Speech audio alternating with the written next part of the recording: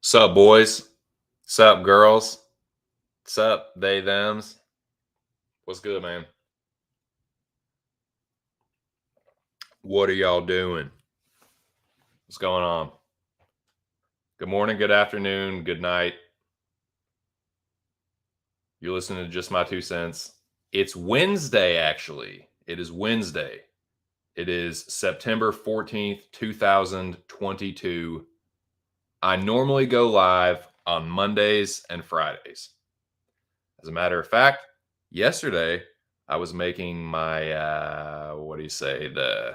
the broadcast. I was creating the broadcast on StreamYard for this very stream or whatever, and I was setting it up for Friday, and then my wife's like, so what are we doing on Friday? Because it's her birthday. And I was like, oh, yeah, whatever you want.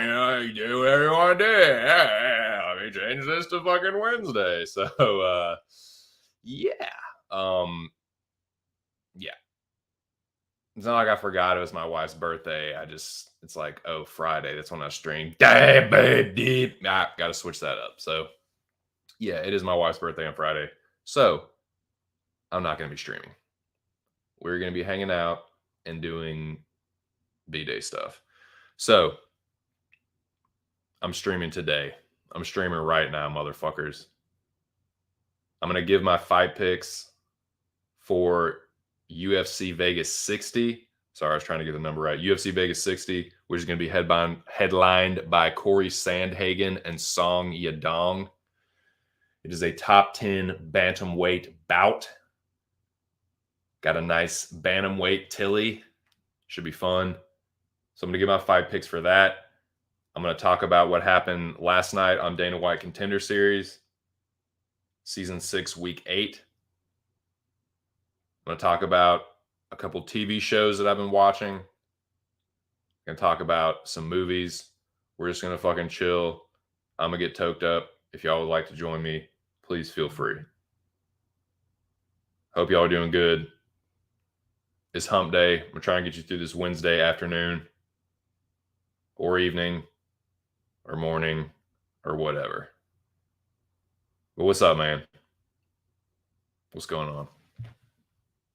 It's the middle of the fucking week, boys. Real news. What's good, man? Smoke up. What's up, Zach? Smoke up, dude. What's up, man? Did you catch Contender Series last night? I sure did. Real news. And as a matter of fact, that is going to be a segment of this stream today. I think I'm going to go about 2 hours. I am back on the free plan, the basic StreamYard plan. I didn't feel like paying for it anymore. The shit's too expensive. And it also kind of keeps me in check. It's like it keeps me from streaming too much. It keeps balance in my life where I know, okay, you only got 20 hours a month. So that's going to help me keep my streams a little more short and sweet. It's something a little adjustment I'm going to have to make because your boy is a rambler. But yeah, that being the case, this is going to be about a 2 hour stream. I got like 4 hours left. So I'm going to save or if it ends up being 3, whatever, I'll save an hour for probably the recap on Monday. I'm not going to stream Friday, and I imagine I won't stream at any point during the weekend. So Monday will be the next stream, but my shit renews on the 21st, so I should be good. So yeah, it's not gonna be a super duper long stream, but I just thought I'd hop on, talk some shit, talk Contender Series, I'll give my picks for this weekend. I might do a little tape study, a little live tape study, live picks. Some of these I haven't taped and I haven't made up my mind. Some of them I have. A couple fights that I was previously undecided on, I've made up my mind. I've made my pick, and I'll give those. And I will give my pick for the co-main. I was gonna save that for Friday, but I will give my pick for Gregory Hobocop Rodriguez versus Chidi Bang Bang Njokuani. I'll give my pick for that fight. I'll give my pick for all the fights. And yeah, what's up? Most of us bet Peak, dude. That's tight. Got that dog in him. Oh, yeah, dude. I'm going to talk about Peak. I'm going to talk about Peak for sure. Yeah, dude. Contender Series was pretty awesome. I enjoyed it. I very much enjoyed it. Why did you leave the chat? Because I can't stand you, Zach. You're a piece of shit. And every time I see that stupid fucking Syracuse orange thing, I want to snap your fucking neck. That's why, you motherfucker. Why do you think? Use your fucking head, Zach. If you did, then you would know that's why. No, I'm just playing. Nah, man. And I was just thinking about this. Shout out to the Arkandome, man. The Arkandome, I mean this sincerely. It is the one thing that I truly miss about Twitter. But I know that if I was back there, it would the floodgates would be open. It's not y'all. It's me. It's not you, dude. It's me. I don't have enough self-control right now to just stay in the Arkandome. I know I would just be right back on Twitter. I'd be right back on the timeline, right into all the bullshit. I don't have enough self-control at this point. So I have to just stay away from Twitter. But I do miss the Arkandome, man. I miss being in there, shooting the shit, running my mouth, talking about these fights as they go down. It's like, one of my favorite places to just be while the fights are going on. So yeah, man, I do miss the Arkandome. Shout out to the Arkandome. Shout out to the General Alex Ramirez. Letting everybody know that I'm going live. Yeah, I do miss it, truly. But it is what it is, man. I have to do it. It's self-preservation. You know what I'm saying? 2-0, Bo Dick. 2-0. I'm not sure what that means, but yeah, 2-0 is a good record.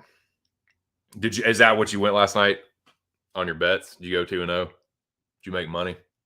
I hope you did. Yep. Shout out to Tennessee. Shout out to shout out to all the homies, man, wherever you are. Shout out to the whole Texas. Shout out to the whole goddamn East South. Oh, Syracuse 2-0. Nice. Arkansas 2-0 too. Bo Jock. Whooped the tar out of South Kakalaka. Had a pretty good game with a good team in Cincinnati, but we whooped their ass too in the end. Don't let the final scores deceive y'all. We led both those games the whole time. Hogs was in full control. Hogs was in full control. But that's what's up, man. Yeah, dude, I'm glad you brought that up because we are going to talk some fucking college football. Going to talk some MLB. Going to talk some NFL. I think you were there towards the end of the stream on Monday, but if you didn't catch it, I'm going to start doing a Monday morning sports report where I just recap the scores, particularly for, we get into the fucking MLB playoffs, NFL's heating up. So I'll give just a weekly update on that. Not that anybody gives a fuck, but I'll tell you how I'm doing my damn fantasy. If y'all are playing fantasy or if you're in a pick'em league or whatever, you can let me know how you're doing and just talk a little sports. I'm just make it like a segment or whatever. So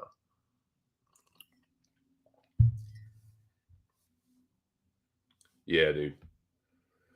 Yeah, man. So we're gonna talk college football, NFL, MLB. Um, dude, it's not that I have anything against the NBA. I do like the NBA playoffs. I love that 7 game series. I like it in baseball too, but particularly in NBA for like the playoffs and the fucking NBA finals. My team fucking sucks though, dude. I'm a fucking Orlando Magic team. We're like the worst team in the fucking league. That's why I don't want to talk about NBA because I'm just a butthurt fucking like sorry ass Magic fan. All right. All right. You just push and push and push. There it is. There you want to pry the truth out of me. That's the fucking truth. I don't have anything against the NBA.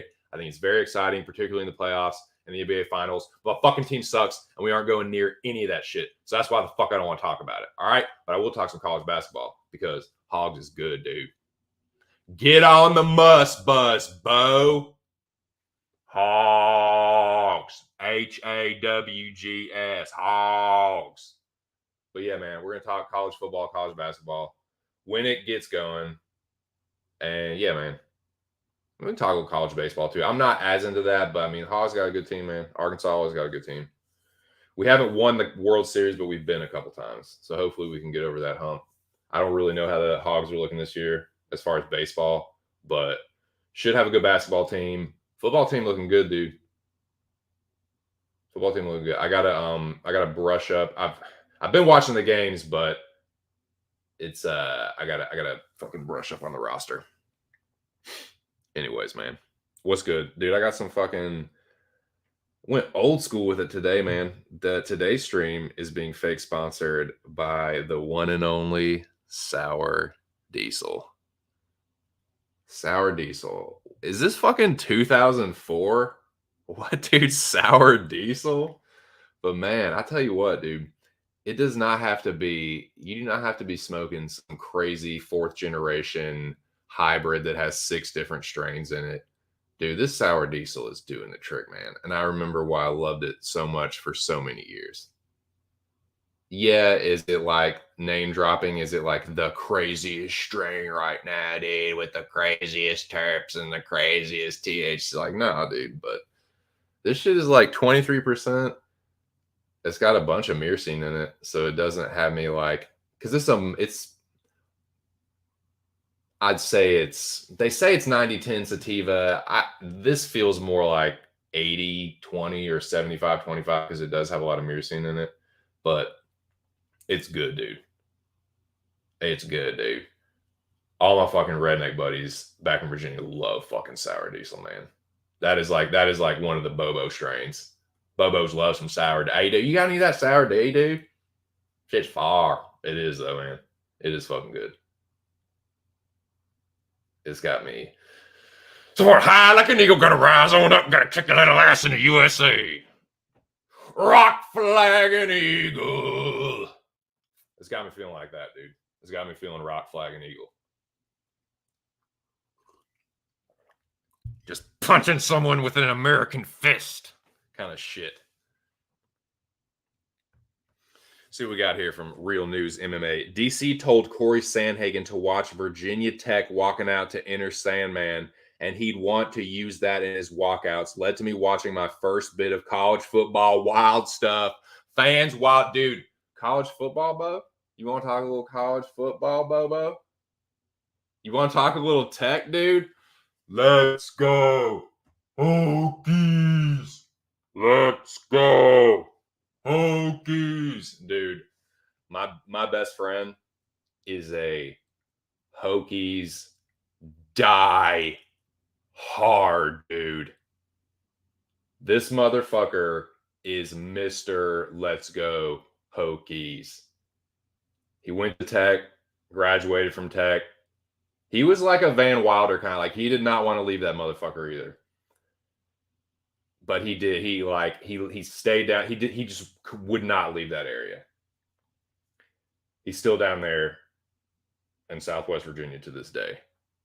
But yeah, dude. I got some fucking tech stories, dude. I got some I have frozen my PP off in Lane Stadium before. Believe you me.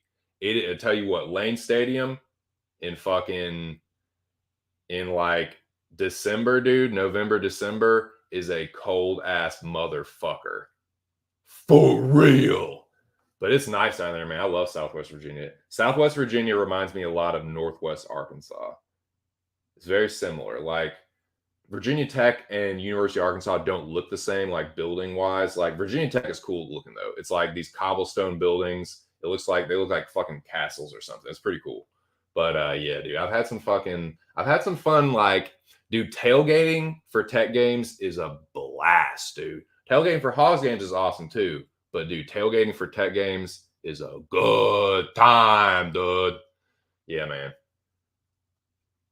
Good shit. I watched the last Tech game was when I'm trying to think of what year it was. 2009, dude. 2009, 2010. Whoop the shit out of Duke. This is the fucking Hokies key play, and everyone takes their keys out and fucking jangles them. Yeah, dude. Taking me back. Taking me back, real news. Dude, I've had some good times in Blacksburg, dude. Shut down fucking Rivermill. God. Oh man, good times, good times, good times.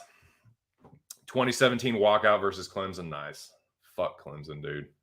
I had a buddy from high school that went to Clemson, and another dude that was in our graduating class. He went to Clemson as well. I feel like I know somebody else who went there too. I know a couple people went to Clemson. But fuck Clemson. But Clemson, no, Clemson is Clemson gave like the ACC. Clemson like legitimized the ACC. You know what I'm saying? Like when Clemson won the national title, like, oh, dude, the ACC is legit now. Like, okay, maybe settle down. Like they're good. Yeah, Clemson's really good, but like that shit really pissed me off because Clemson is what like yeah, Clemson good, they're good, but don't get it twisted. Like for the most part, dude, AC like it's a better conference now. It's definitely a way better conference now. But like back, especially like a few years ago, dude, like Clemson had an easy fucking schedule. They played like 2 ranked teams a year, and they won them. They won. They were good. They played good teams, but they only played like 2 of them, and they would win a close game or 2 against these like pretty good teams. But then they would just like But credit to them, man. I think they beat Bama in like the championship. So it's like credit to them, man. I can't shit on Clemson, but also I hate them. So fuck them. Pieces of shit. But yeah, man, it's just gonna be that kind of stream. Just gonna talk some sports, talk, whatever the fuck. I do want to go over the contender series last night. I do have some banners made for that. I do want to talk House of the Dragon for just a little bit. I want to talk Rings of Power. I watched the first episode of Rings of Power. Talk about that a little bit. Do a little high fantasy talk. And yeah, definitely going to keep fucking. I got the one hitter today. So I'll be fucking having casual tokes of this sour diesel by Kind Tree that is treating me very kindly. And yeah, I'll just hang out with you fucking broages, whether it's just a couple of us, whether it's 20,000 of us, whatever, man. We'll just chill, have a good old time for a couple hours. I will give my picks for UFC Vegas 60. We will do some of that. And I might do some tape study. Might do some like live taping, picking kind of shit. But anyway. Growing up, we didn't have any football here. Oh, Newfoundland. Nice. Oh man. No college football in the park. And in my town, we only really had hockey and not too sorry, I'm reading this in my Canadian voice, and not too many could afford it. Would always see it on TSN though. Nice. That's what's up. Fuck yeah. Nice, dude. So is it like, I know that it obviously everything doesn't look like Sunnyvale, doesn't look like a fucking trailer park, but does it kind of look like that where it's like a bunch of does it look like Maine basically? It was like a shit ton of evergreen trees and a lot of water, right? You're like Newfoundland's like a peninsula, right? I could look it up, but it's like you're like right. Like right next to Nova Scotia, right? Like north of Nova Scotia. I'm trying to visualize. Like I'm okay at geography. Like I know the general region you're at. You're like north of Maine, and but I get all that shit's confused. St. John's, Prince Andrew, fucking all that shit. There's some shit up there with a John and an Andrew. St. John's, isn't that like a fucking?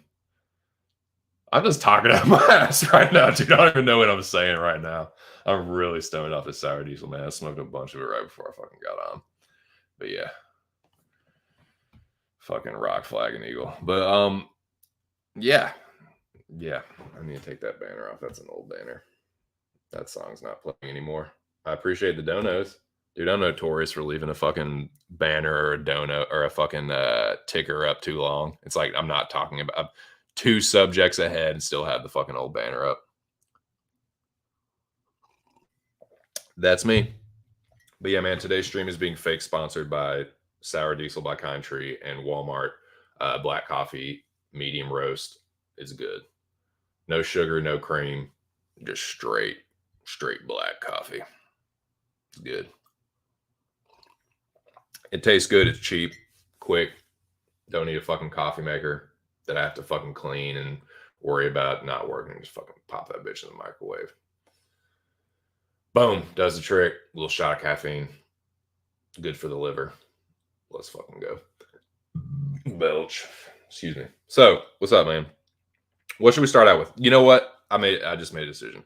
I'm gonna recap the Contender Series. We're gonna talk about Dana White Contender Series, Season 6, Week 8.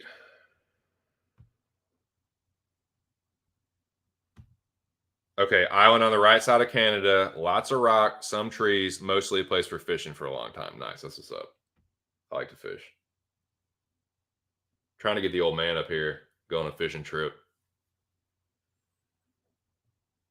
And we don't really have to go on a trip. There's plenty of places to fish around here locally, but so to speak. That's cool though. That's cool, man. I'd like to go up there. The wife and I have been wanting to. We've been talking about it seriously, and we're gonna actually like fucking do it. Maybe not this year, but we're gonna plan it. A trip to the Northeast. I don't know if we'll get that far north, but I do want to go to Canada at some point, man. I've never been to Canada. The furthest north I've been anywhere is New York City. I want to see Boston. I want to see like Vermont, New Hampshire in the fall when the leaves change. Get some cider. Drive through the mountains of Vermont and New Hampshire and get real fucking stoned, dude. I'd like to see Maine too. Here, Maine's real pretty. But yeah, that's still a plan. Still planning on doing a Northeast tour. But yeah, that this year probably more like next year. A little late in the game for this year. But what was I gonna say? Yeah, man, let's talk about Contender Series. It was good. I watched it last night. I've really been enjoying Contender Series. I don't bet on it. I don't do any tape study on it. So it's just going into it. I know nothing about any of the fighters prior to the little promo, little vignette things they do. So I get the info right then and there, and then there's the fights. Bang. It's fun, man. I don't have any don't really have a horse in the game. Although I I have really been enjoying rooting against whoever Yanni's betting against. Dude, I'm not trying to like dogpile a guy, but it's exactly what I'm doing. Yeah, I mean, what's understood needs no explanation. So y'all probably already know what I'm thinking. We're all thinking the same thing. How long is it going to be, man? How long is it going to take? Like, it's gonna. I don't know, dude. I don't. It's like becoming a joke at this point. The Fade the Greek thing is real. That has become real. He was joking about it a couple weeks ago, but he's like, pretty soon we're gonna get a hashtag Fade the Greek, and it's like, no, dude, it's here. Shit here. Shit got. Shit is got now. But man, I've been I've been enjoying that. It's like I don't know who's gonna win the fights, but it's like, dude. So that's been fun. Shout out to the boys at Pub Sports Radio. I was in there talking some shit, shooting the shit with them. So yeah, they do a good live betting companion, fight companion, whatever. And I'll probably be there on Saturday night too for Sandhagen and Song Yadong. But yeah, shout out to the boys at Pub Sports Radio. And yeah, man, that there were some wild finishes and some funny finishes too, man. But we're gonna talk about them. So this is let me get the banners up. This is my recap of Dana White Contender Series Season 6, Week 8. Been getting those confused.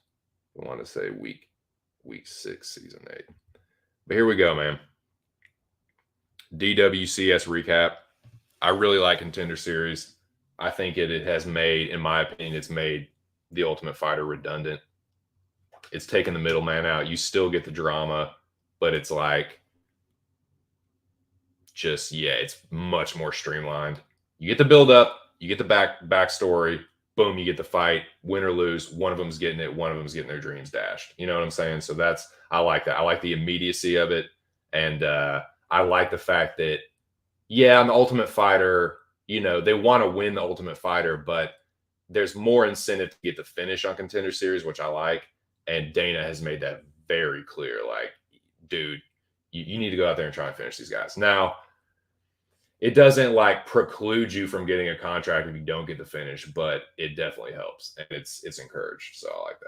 It makes for exciting fights. So I really like Contender Series. I'm going to just keep doing the same shit. Talking about it. And yeah. Not doing any kind of crazy, like, you know, I'm not betting it, so I don't need to like tape study the damn thing. But it's just fights on Tuesday night. And it does help. It is tape study for the future. Because these dudes are going to end up in the UFC. So, yeah, by definition or whatever. By the nature of the show. By virtue of the show. That's what I was trying to say. So, first fight. Of course, they're going to block these fucking flags or whatever. I hope y'all can see it on YouTube, but probably not. So, Daniel Marcos kicked the living shit out of Brandon Lewis. I will give Lewis credit for this, though, man. He's fucking tough. Because Marcos was tagging him, man. That fucking dude, I said it before, I'll say it again.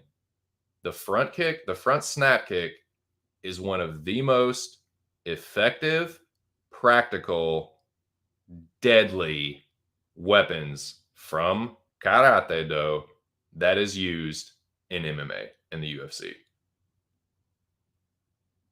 Maigari Jodan Maigari, right to the fucking chin. He did it at really close range too, man. Like the leg, it was, your foot's really supposed to go out instead of up when you throw that kick, but it worked because it was such close range. Like he literally like just kicked straight up and just lifted Lewis's chin. And I'm surprised that he just didn't get sparked out cold.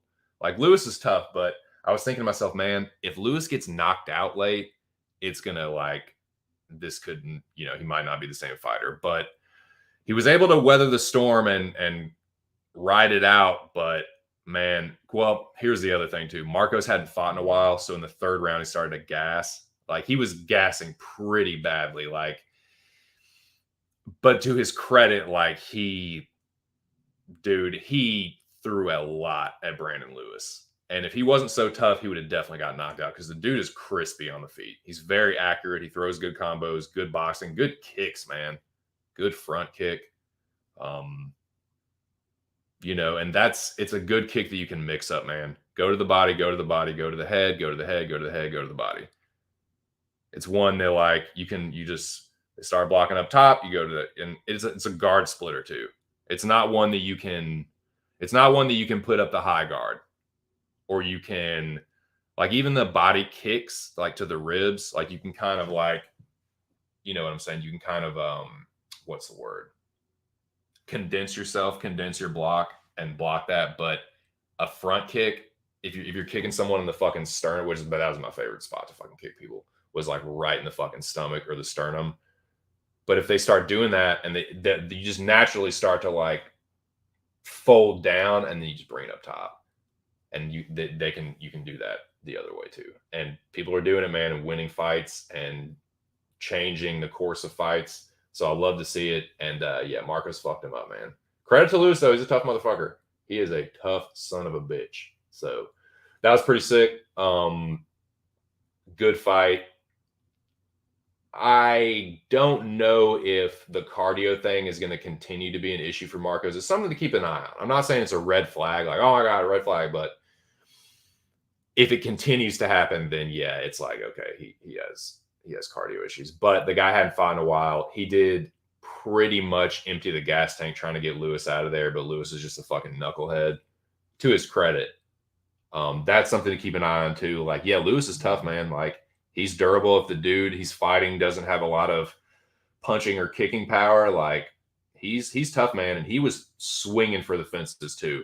It just Marcos was so good at distance management and so defensively responsible that it didn't end up making a difference.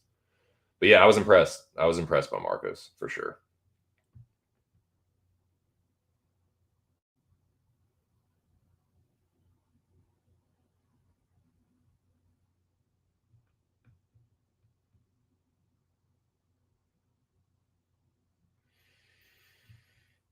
Not sure why I didn't say to he's yeah, no, I know what you meant. It's a nice little spot. Look into it and maybe decide to take a trip. Fogo and St. John's. Yeah, I knew I wasn't fucking crazy. I knew it wasn't crazy.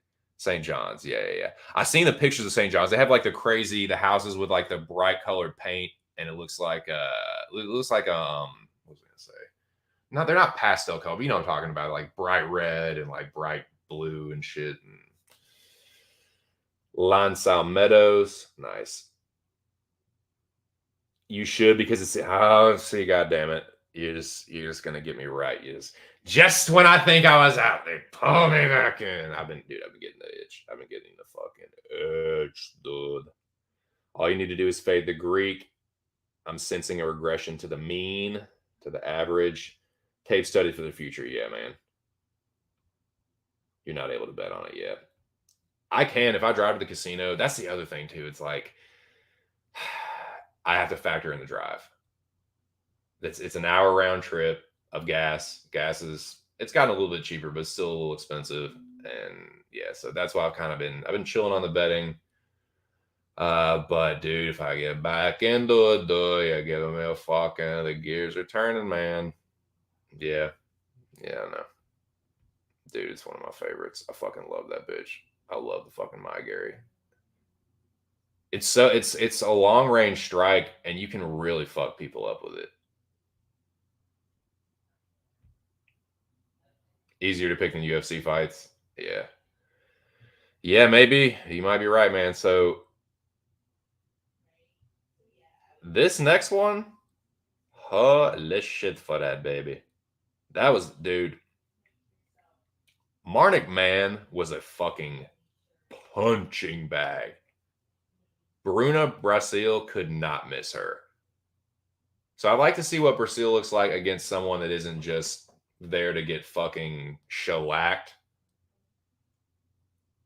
But that head kick was so nasty. Jab and like she slipped the jab the wrong way. Like what are you doing slipping the jab to the inside like you're fucking No, you're not that slick. If you don't know what the fuck you're doing, the safe thing to do is slip the jab to the outside. And I'm not saying I'm that good at it. Like I'm not that great at slipping punches.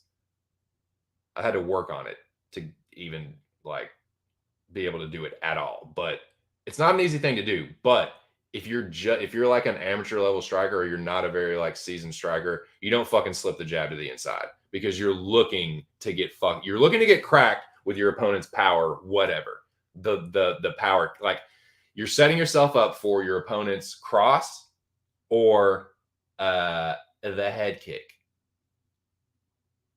It was nasty, dude. Threw the jab out there. She slipped to the inside. Boom! See ya. Wouldn't want to be. I definitely wouldn't want to be Marnik, man, because she just, it was similar to Usman, just like hands down, get folded, like I fold this way, and then I go back on my ass. Head bounced off the back of the fucking canvas. Just good night, sweet prince or princess, whatever. Now, Marnik, man, she wasn't very difficult to look at. She was pretty easy on the eyes, had a nice little tater, but at the same time, like, come on. She was not ready. She's not UFC level, but Brazil was very impressive, dude. Very impressive. Most impressive.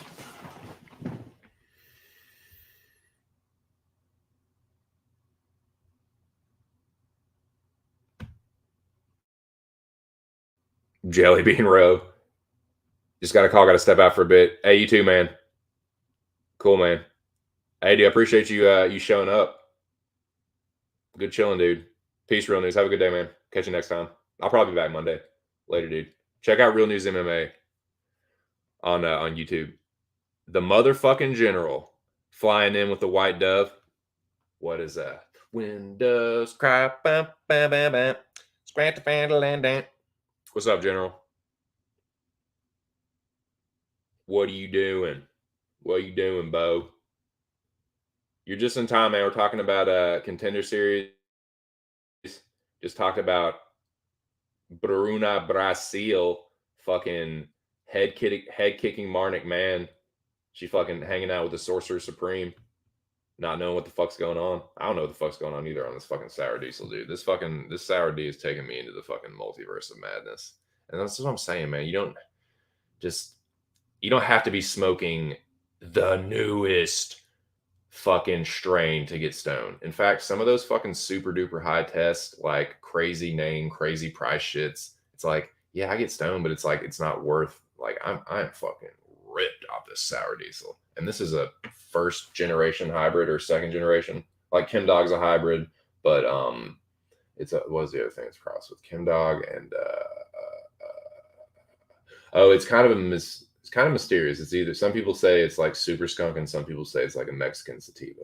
In any case, it's not like smoking Sour Diesel back in like the early 2000s. Like when I pretty soon after I first started smoking weed. So yeah, it's like, and same with like OG Kush, man. These things are tried and true for a reason. They're the backbone of all these other strains for a reason. And your boy is having some high times over here, gents. Next fight. Trevor Peak. Trevor, I'm a dog, Peak. Turns the tide on Malik Lewis. Dude, this is a badass fight, man. Another dude. Like I was saying, Brandon Lewis is tough. Dude, Trevor Peak is fucking tough. There were 3 or 4 times that it looked like he was just going to get knocked the fuck out. Because Malik Lewis was lighting him up early. But Zach was saying earlier, anyone that cashed on him sounded like he was the homie for the Arkandome. Congrats, man. That's cool. I was definitely rooting for him. Trevor, fighting out of Chattanooga, Tennessee, originally from Alabama. Yeah, I was rooting for old Pete. Dude, yeah, he had to weather a fucking storm. But he did, man. I'm a dog, dude. I'm a dog. Like, he just did. He outdogged him. He fucking outdogged him. That was a really entertaining fight. Yeah, man. Interested to see who they give Pete. I mean, I loved what he said, though. He was like, Dana, dude, I'm never going to give you a boring fight. He's like, I'm either going to knock this motherfucker out or I'm going to go out on my shield. He's like, you don't have to worry about that, man. You don't have to worry about me being in a snoozer. He's like, I'm going to force the action. I love that. He's just a fucking Bobo that likes to swing and bang. And he's found the Lord and he's ready to whoop some fucking ass in the name of Jesus Christ, his Savior, Jesus Christ. You know what I mean? Like, fuck yeah, dude. You know you're going to get some fucking bangers with Peak in them. Interested to see, like, shout out Jackie Boy or anybody else that likes to do future matchups. Real interested to see who they give Trevor Peak next, man. And you don't tell me you don't have fucking spots to fill. As aggressive as they've been fucking like as aggressive as they've been with cutting people, it's got to be because they want to sign more of these contender guys. So I'm hoping that we get to see Trevor Peek again soon. Although that might not be the case because he had to go to the hospital for a fucking broken jaw. I'm telling you, Malik Lewis almost knocked him out a couple times. So that's not really surprising. But hey, man, dude. Yeah. So what got to get that jaw taken care of. That can be a bad one if it's not healed up properly. So hopefully he takes enough time to let that heal up. Like he's 27, I think, so he ain't going nowhere. But that was a sweet fight. War Trevor Peek. Hey, Malik Lewis is if he gets his cardio, he was another like undefeated fighter that hadn't really fought anybody. And the same with Peek, but yeah, man, that intangible, that fucking doggedness, especially at the lower level, like that's a key factor. So I'm interested to see what happens with Lewis as well, because he definitely showed potential. Like he was pretty fucking close to knocking Peek out, and we'd be having a different conversation. But yeah, the cardio, like I don't know if he adrenaline dumped or I don't know. I didn't even look at his record to see did he have a lot of first round finishes? Has he never really gone past the first round? Was it that kind of deal, or was it like he like blew his gas tank? Because he was really close to knocking him out. So that was kind of similar to the Daniel Marcos situation, but I think he was fighting someone that was a little more dangerous and a little more dogged. Because Marcos was like hurting Brandon Lewis in like every fucking round. Even the third round when he was gassed, he would still like he would get a breather, and then like crack him and just stop Lewis right in his tracks. But kind of the same deal, like yeah, but the opposite. It was like Peek was the one getting shellacked, and then he was able to turn the tide, and Lewis wasn't. So yeah, interested to see what happens with Peek next. That was tight. And he said the right shit on the mic too. This one was funny. This one was funny, dude. Like the way he fucking submitted him. Like he's just like, you like Kimura with Teabag plus Kimura. Tough sledding for Souza, dude. So his third Contender Series fight, he wins the first one but doesn't get it. Loses the second one, then loses the third one in pretty embarrassing fashion. Like, yeah, Aliskerov or whatever, he was a pretty heavy favorite, but he got fucking smoked. And I'm sorry, man. When I heard that Yanni was betting the over, dude, I'm not a fucking like expert handicapper at all. But when he said that, I didn't know if any of the other ones that he said were bad bets or not. I had no idea. But when I heard that, I was like, really? With these two, Souza's on his third try. You think he's going to play it safe? And this motherfucker, no. Can we get 7.5 minutes? 7.5? You ain't going to get 2 minutes, motherfucker. You ain't going to get half a round. You ain't going to get 2.5, let alone fucking 7.5. That was crazy, man. When I was like, oh my God, this dude is just, it almost seems like it's on purpose or something. I don't know, man. That's very embarrassing for him.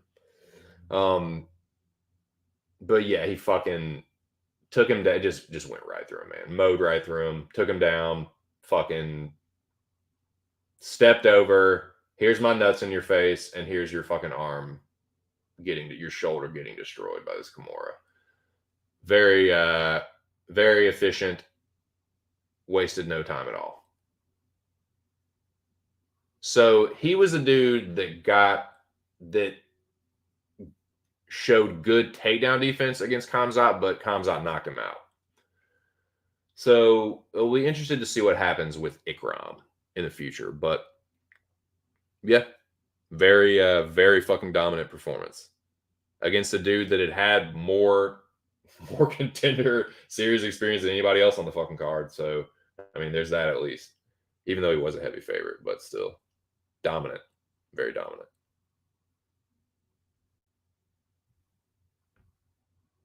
Shit. Fuck.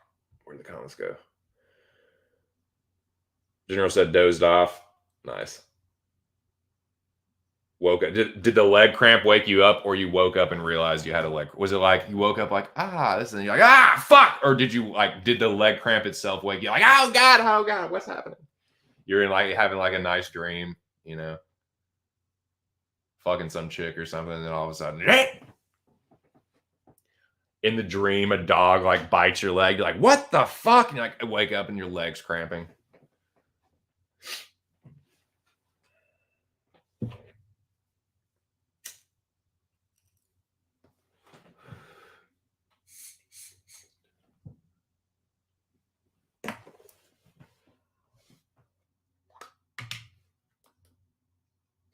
Dude, one time when I was a kid, in the house I grew up in, we had me and my brother had bunk beds, and I was an older brother, so I always insisted on sleeping on the top bunk. But I'll never forget this. One time I was like having a dream, and I woke up and I was like in midair. What happened was I rolled off the bed, and that like, you know, that inception like jostles your fucking equilibrium and makes you wake up. Like I woke up to me like, oh shit, like I'm in midair, just boom, just like crashed on the floor. Fuck. But yeah, dude, that was one of the rudest awakenings I've ever had. Right in the middle of a fucking dream. I don't remember what the dream was about, but I remember just waking up and like, oh shit, I'm about to fucking fall on the floor. Zach saying what up? What's up, dude? What's up to the homies, man? Got a little crew in here. Got 5 heads in here. You know, not bad for a fucking impromptu Wednesday stream. You want to smoke some sour diesel, dude? You want to take it back to 2005?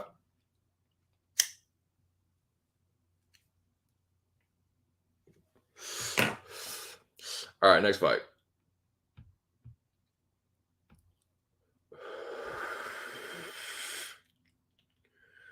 One, two, 1, 2, 3, 4. No, we've already made it through. Now this one, honestly, dude, I was the least impressed with Basharat.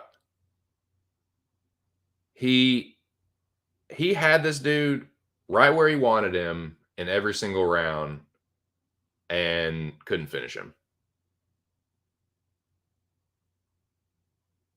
No power. Yeah, he's skilled, but dude, they were sucking his fucking dick. Like, it's so corny. They get really corny with these narratives, man. Now look, Javid Basharat is a good fighter. He is a good fighter. I think the fight between him and Tony Gravely this weekend is going to be very competitive. I am biased towards Tony Gravely. I was just talking about, you know, Southwest Virginia not too long ago. I root for Tony Gravely like a motherfucker. He's a good old boy from Southwest Virginia, so I'm biased. But I think it's gonna be a close fight. Now, if Javid Basharat goes out there and just starches Tony Gravely in the first round, I'll eat crow, and I'll take back what I'm saying. But let me say this: I think Javid Basharat is better than Farid Basharat. I think he has more potential. I just think he's a better fighter. I'm not saying Farid is bad, but he's kind of pillow-fisted. He has good ground and pound. Like, he had heavy ground and pound, but like, he didn't. I don't know, man. I just feel like, dude, if it's clear from the rip that you're this dominant against the dude, like, it wasn't a situation where he gassed. Like, it wasn't like a Daniel Marcos situation where he's like beating the shit out of him, about to finish him every single fucking round, and then he just gasses out. It was like, no, he had the better of him the whole time. And I thought he kind of coasted in the 3rd round. And then he tried to like come on in like the last 10 seconds. It didn't really matter. This is one of those where it didn't really matter if he got the finish or not. If he looked impressive, Dana was going to sign him for the narrative. Like I was saying, like it's just kind of corny, man. It's just like, oh man, both. It's just like he already had his prepared statements, like get ready to join your brother. It's just like, oh god, here we go. Like he looked good. I just wasn't that impressed. Like if you're that fucking good, do what Ikram did. Go out there and finish the motherfucker. And I was even saying it, like, again, shout out to the boys at PSR. I even said it in there. I was like, enough with the cerebral, strategic, like, bullshit. It's fucking Contender Series. Go out there and finish this guy. He's not on your level. Stop fucking coasting. So, yeah, I was not that impressed. As a matter of fact, I'm about to do power rankings. And surprise, surprise, this one is dead fucking last. With the hype that was on this guy, considering it's the headliner and you got the spotlight and you go out there and just coast against the guy that you're clearly better than, I wasn't that impressed. I wasn't impressed at all. I was the least impressed with Farah Basharat because of how much they hyped him up and sucked his fucking dick. And you got this guy's a sitting duck. And I hate when fighters say this, like, oh, I enjoy slowly breaking my opponent down and watching them. It's just like, shut the fuck up. That is a little cop out for your non-finishing pillow-fisted ass. You don't have the fucking stank on your shots or your strikes to finish the motherfucker. It has nothing to do with you. Oh, I love breaking my opponent and watching their eyes. It's like, dude, shut up. Shut the fuck up. They're both. I don't know if Javid is a hype job. If he smokes Tony Gravely, he's legit. I think he's a skilled fighter. I think Javid is a better fighter than Farid, but I think they're both a little overhyped. I think Farid is a hype job, straight up. I'm not going to say Javid Basharat's a hype job. That's yet to be determined. But Gravely, like, people really fucking hate on that dude. People love to try and fade Tony Gravely. I don't know what the fucking deal is with that, but Gravely is a guy that people be sleeping on, for real. I think it's going to be a good fight. It's going to be a competitive fight. I'm not sitting here saying, oh, dude, Tony Gravely, dude, Tony's going to smoke him, Bo Dick. Like, I'm not saying that. Like, it's going to be competitive. I think Gravely's going to win. But I'll tell you this. If Gravely smokes this dude, if Gravely chin checks Javid in the first round, shut the fuck up about the Basharat brothers. Like, that they're trying to fucking, this is all narrative, man. So we'll see. But to me, I wasn't that, and dude, fucking Bagoso is the one that did more facial damage. He fucking laid that dude open from his guard. Elbows from the bottom, had fucking Basharat sliced open. So no, I wasn't that impressed, man. Was not that impressed.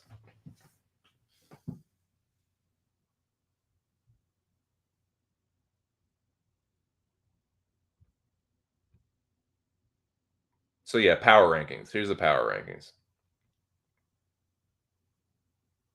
All right, you ready? And I'll make this the ticker now.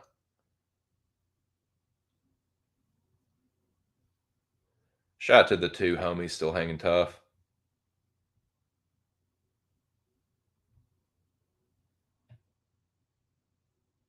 Yeah. He got signed, of course. I was least impressed with him. And it wasn't like I wasn't impressed with Marcos, but the gassing in the third round, I can't give him a top 3 for that because it's like that was not a good look, man. Like he was turning his back. He was literally like like sucking wind with his hands at his hips. It's like, dude, against someone that's not a fucking little jobber like Lewis, like they're gonna smoke you. So I'm hesitant to put him any higher than 4th, but he was very impressive. Paul Felder's power rankings were just dog shit. Aliskarov, I have him in 3rd. It wasn't that I like.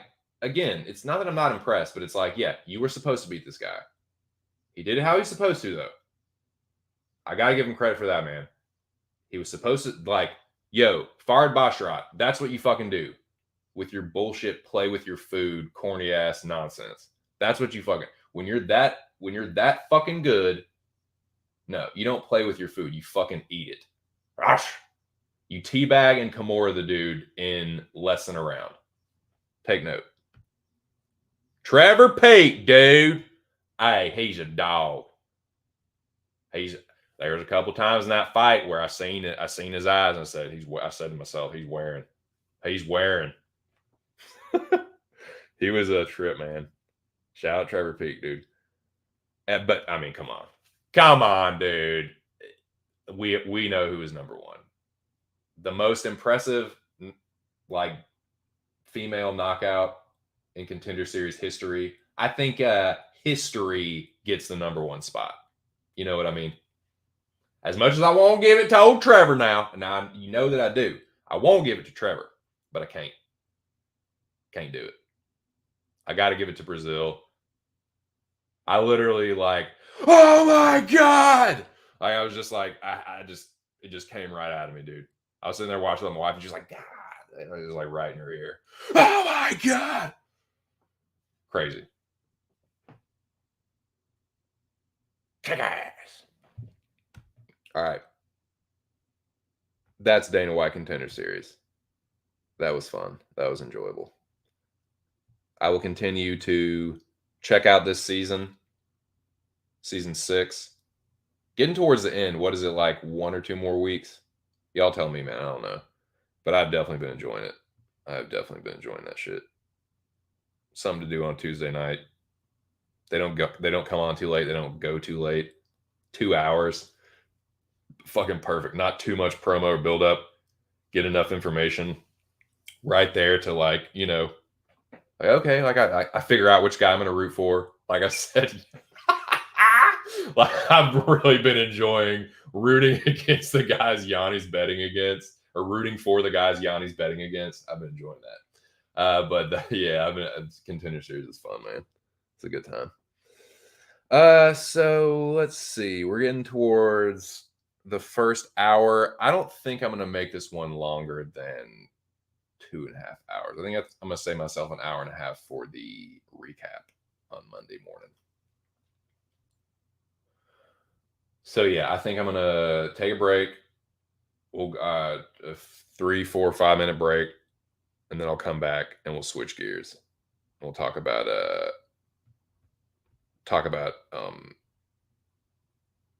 Vegas 60 real quick. Quick picks. I'll give some quick picks for Vegas 60. We'll talk about that. Or maybe I'm gonna do that next. I'm gonna do Vegas 60 next. I'm gonna make a banner real quick.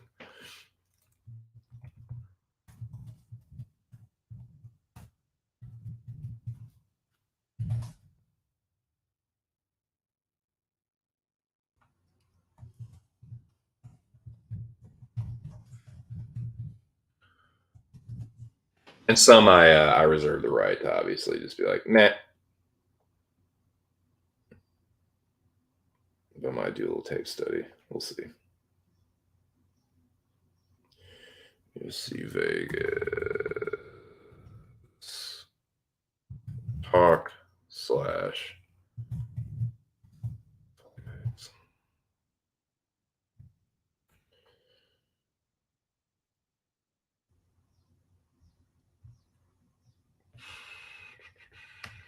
and intermission.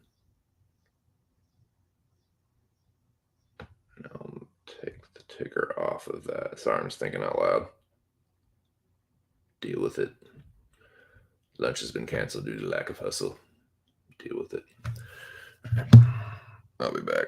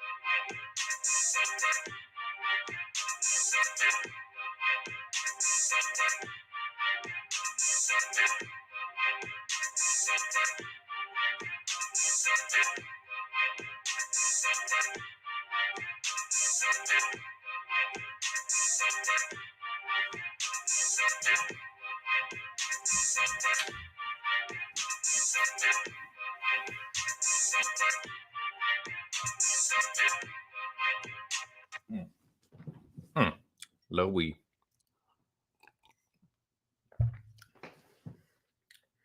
Okay. It's not intermission anymore.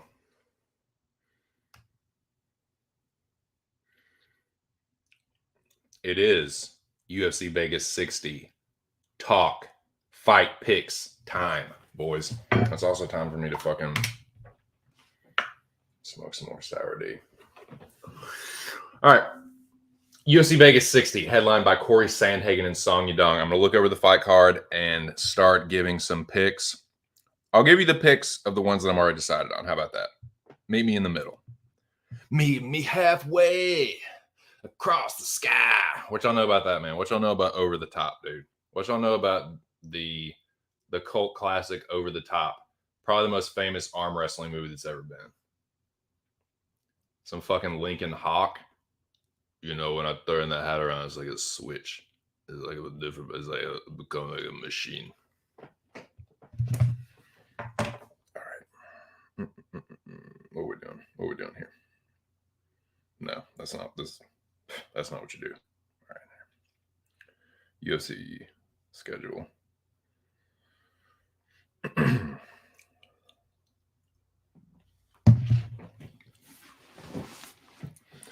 UFC Sketty. You know what? Fuck it, dude. There's only 2 people in here. We'll fucking pull it up. God, of course. No wonder my computer was running so fucking slow. It needs an update, man. It needs a fucking update. It's really annoying. I was trying to get it to fucking update before, but probably should have checked it. All right.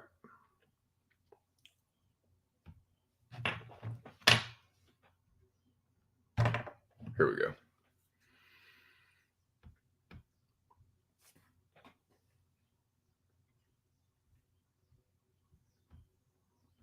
We'll do a screen share. Yeah, share the screen. Is that not what I'm doing? Yeah, Chrome tab, bitch. Boom. All right. I will give you the picks for the ones that I've already made up my mind on. How about that? Meet me halfway across the sky. All right.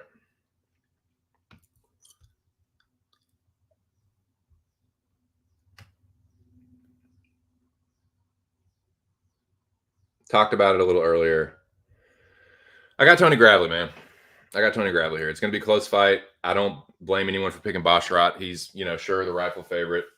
Gravely has, like, I think Maynes is a good fighter. I think Nate Maynes is a really good fighter. So I don't think Gravely getting knocked out by him is some fucking huge knock or anything. Like, oh, dude, he sucks. Dude, you got knocked out by Nate Maynes. Like, I think Maynes was undefeated. Like, he lost that one fight to Taylor Lapilus, and that was it, dude.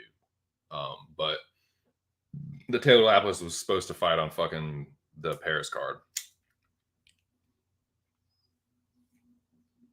Anyways, so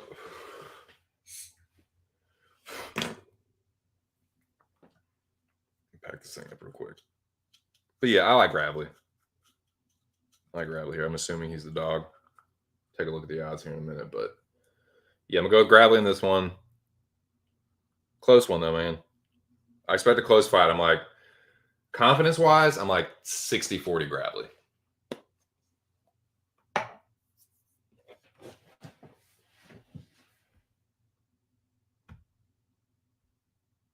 I think Gravely is a better fighter than Trevin Jones. I'll say that.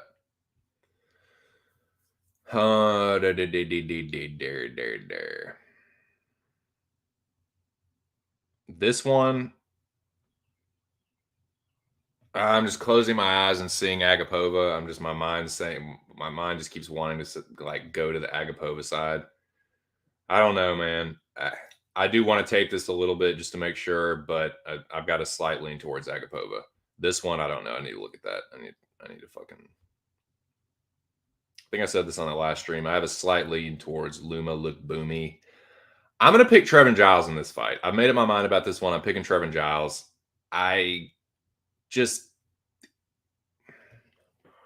Yes, Giles is one of those fighters. He's very unreliable.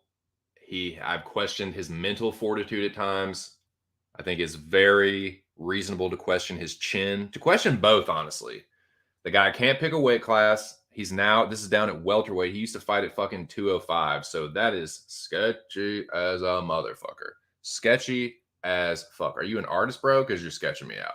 Trevin Giles is sketching me out. But if we're talking about just who's the better fighter, I think he's the better fighter. Kosi is another dude that is sketchy as fuck. He's sketchy as fuck, and he hasn't fought the level of competition that Giles has. Now, Giles got knocked the fuck out by Dricus, but he was looking pretty good against Dricus before that. Same with Michael Morales. Dropped Michael Morales, was looking really good, got chin checked. Louis Kosi is not Michael Morales or certainly not Dricus Duplessis. Dricus Duplessis would do unseemly things to Louis Kosi. We're not talking about that. We're talking about Trevin Giles. It's crazy that he's even fighting Louis Kosi because he's a fucking middleweight, but he's a fucking head case, man. So I'm not incredibly confident about this, but I think Giles is going to knock Kosi out. He was having success against Dricus. He dropped Michael Morales. I think Kosi's going to look good in the first round. Might even get Giles in trouble. But I think in the second round, Trevin Giles is going to chin check him. So I'm going to say Trevin Giles by second round knockout. I could be wrong. Giles is a sketch ball. If Louis Kosi goes in there and ragdolls him or TKOs him a ground and pound, I'll be sick. But I'm going to pick Giles. That's my pick.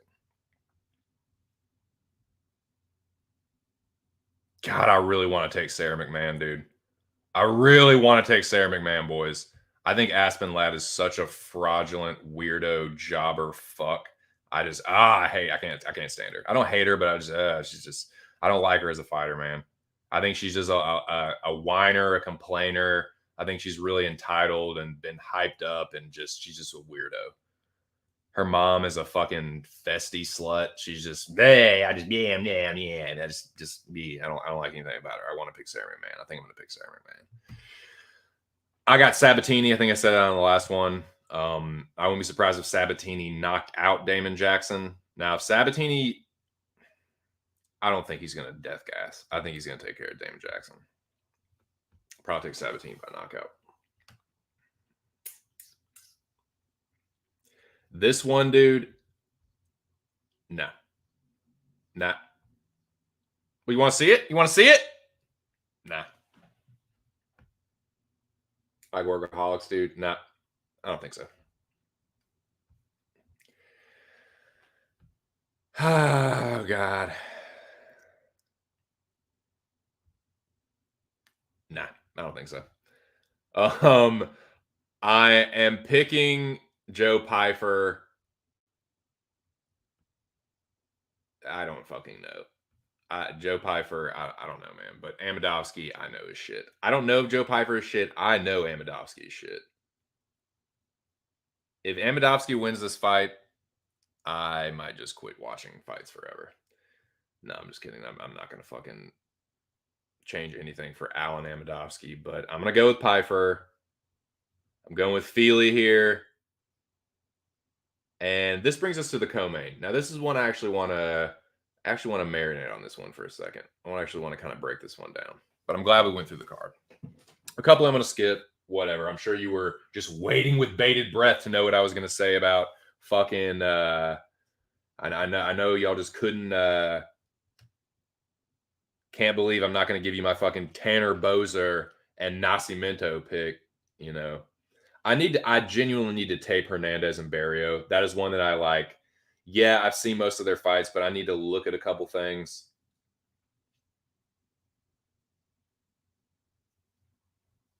Like, I'm pretty sure Hernandez has pretty good cardio, but I know Barrio does. A little worried about Barrio's chin. I need to tape that one. I don't think Hernandez is like the devastating striker that Chidi is, but I need to tape it. I need to tape it. I am one. I'll be honest with you. I'm not gonna say I'm a stan, but I'm a fan of the power bar. All right. You just push and push and push, and there you go. And this is what you get. All right. I'm a power bar fan, so I'm biased. Thinking Fluffy is pretty live here. I think he's got a really good chance of winning this fight. I might end up picking Fluffy. I gotta tape it. I gotta fucking tape it. But we're not talking about that. We're talking about Chidi Njokuani versus Gregory Rodriguez. Bang Bang versus the Hobo Cop. All right.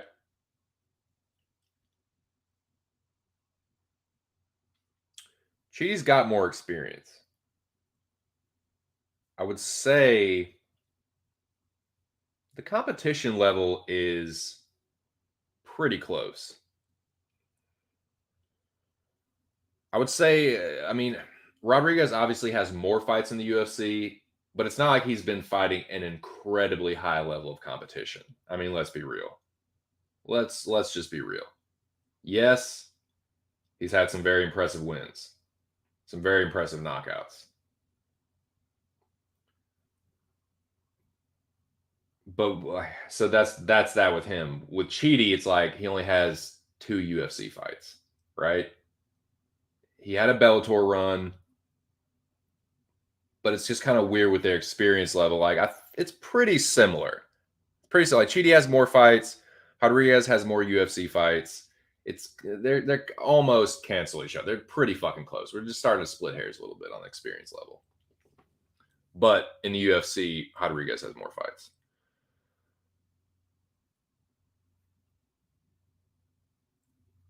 I think overall, like who has the better wins, and that's pretty close too. Like, let's see. Let's look at Gregory Rodriguez. Let's look at Chidi first. Let's look at Chidi first. He's a little bit older. I've already made up my mind about this one, by the way. I did the tape study, so this is not like I'm wiki capping this right now, but I just want to just for the sake of the stream, just do a comprehensive breakdown. 33 years old, out of Dallas. He used to fight at light heavyweight.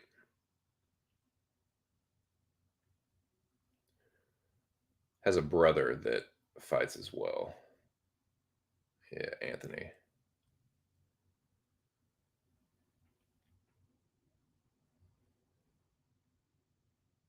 Now, Hey, dude, for his kickboxing, that's a pretty high level of kickboxing. For only 3 fights, I mean, that's, Schilling, Daniels, and Marcus are all names. So that's a decent level of kickboxing experience for only having 3 fights. Now, he knocked out Joban. The knockout loss to Thatch is a bad look. That's a sketchy look. Koreshkov is not a bad loss. Andre Koreshkov is a good fighter. He got whooped by Salter. Decision loss to Carvalho isn't that bad. Now, he's been pretty fucking flawless for the most part in the UFC. Like, he had a tough fight with Souza, the guy that just lost again, but he took care of that guy. Barrio, he smoked. That was impressive because was that Mark Andre's?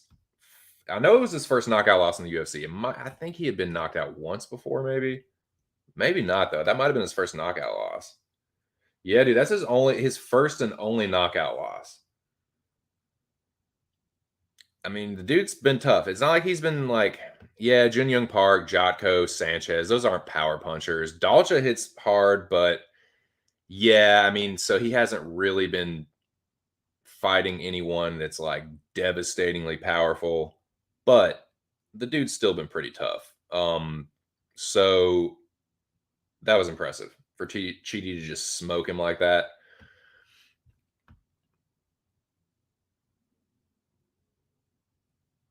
Now, it's not a triangle theory like, oh, Chidi just obliterated Dushko.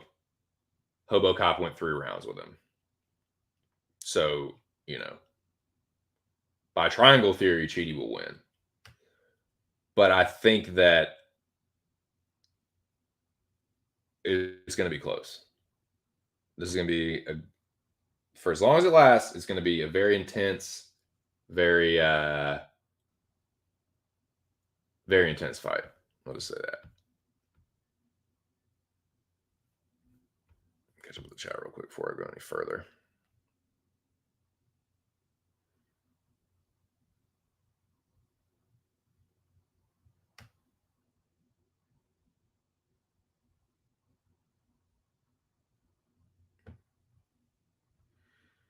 What's up here?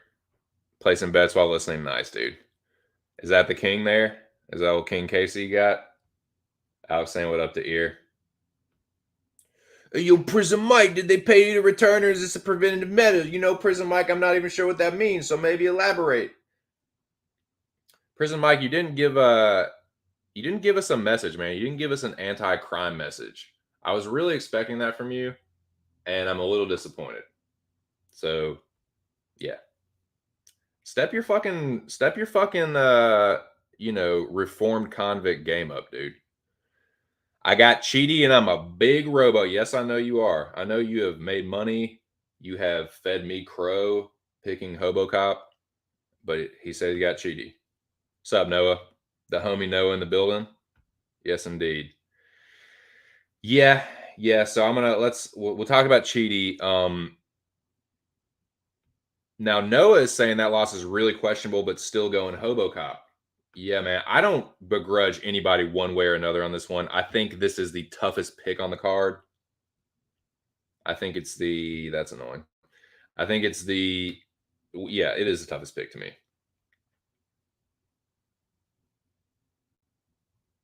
But you got to make a pick. When you make predictions, you got to predict. You got to try and look into your crystal ball and prognosticate the best you fucking can. So that's Cheaty. Now, the Thatch loss is sketchy. The Brandon Thatch is a Jabrenito. So that is a sketchy ass loss. Kimball, I mean, from what I remember, yeah, I mean that's not a good look either when that's like your only submission loss or only submission win. So Chidi has some sketchy losses. The Koreshkov loss and the Carvalho loss are not terrible. Those aren't terrible. The Dushko and Barrio wins, like he knocked out. Well, I guess it wasn't sooner than. No, didn't Puna knock out? Did Puna knock out Dushko in the first round, or was it the second round? I can't remember, but he looked impressive against Dushko and Marc Andre, who's a tough dude. Now let's look at Hobocop's record. So that's Chidi's record up until this point. He is he's a striker. He has a nasty right hand. Yeah, got really good kicks too. He's a good kicker. He's fast. Even for 33, he's quick, dude. I think he's going to have a slight speed advantage. The power is close. I might give Hobocop the power advantage, honestly.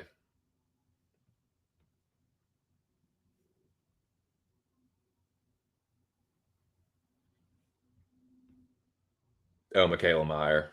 That name sounds familiar. Michaela Mayer. Yeah, he usually has a little thing for his avatar. Whoever he's feeling at the moment. Whichever little chickie D he's rocking with. Let's see. Where are we at? So yeah, let's go back to this. But what's up here? Shout out to the whole Texas, man. I hope you're doing good. Now, Cheaty, Hobocop. Yeah, Hobocop. All right, Hobocop Rodriguez. The Robocop. Younger looks 15 to 20 years older, but somehow younger.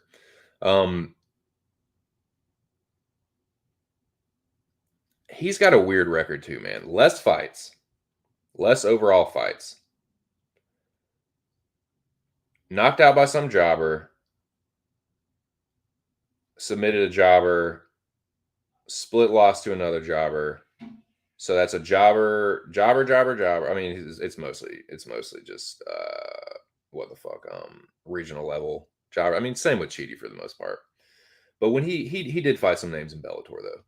So Cheaty had a higher level of experience coming into the UFC. He's had less UFC fights, but their level of the experience level is about the same, is what I said earlier.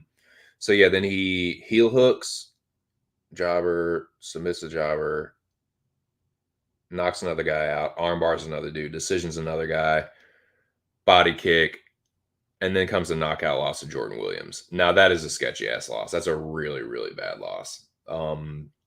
Jordan Williams is no longer with the organization. He was a fucking fraudulent jobber. And the fact that he just smoked Hobocop like that, not good. In 2 minutes, it's not a good look. But he bounces back in LFA, won the vacant championship, beating Josh Fremd, who just recently, didn't he recently get smoked by somebody? Anyways, then he gets a decision over Dushko. The Jun Young Park fight was weird. He was looking like Jun Young Park kind of rocked him and then ended up getting knocked out himself. So that was a weird fight, but he knocks out Jun Young Park. Dude's got a lot of power. Close fight with Petrosian. I went back and I did think Arman was a rightful winner, but it was a close fight. Then he fights one of the biggest dumbasses, one of the biggest meatheads in the UFC, in Julian Marquez. He just fought him like such a fucking retard and got his ass knocked out. So that's the records. As far as the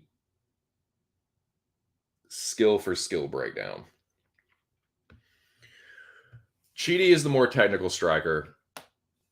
I think he's going to have a speed advantage. The power is close. Like, Cheaty definitely has power. He has a lot of power. I'll give the pure power, though, to Robocop. Experience is about the same. Maybe give Cheaty the slight experience edge. But Hobocop has more UFC fights. But more losses in the UFC.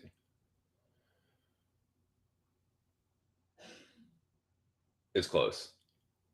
It's really close. As far as the grappling goes, probably the advantage goes to Hobocop. I mean, you're cheating and you're getting submitted by some jobber in his only like submission win. I'm gonna give the grappling edge to Hobocop. As far as cardio, I'm gonna give the cardio edge to Cheaty.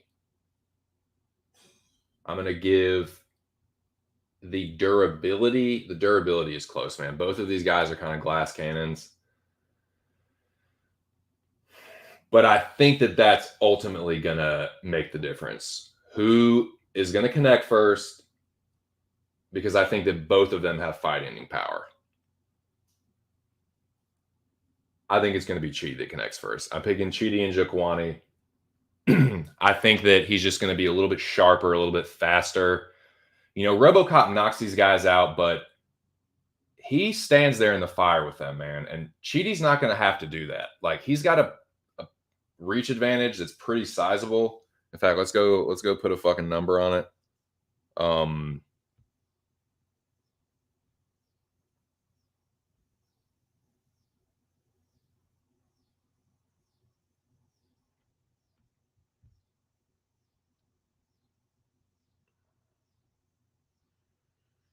Come on, man.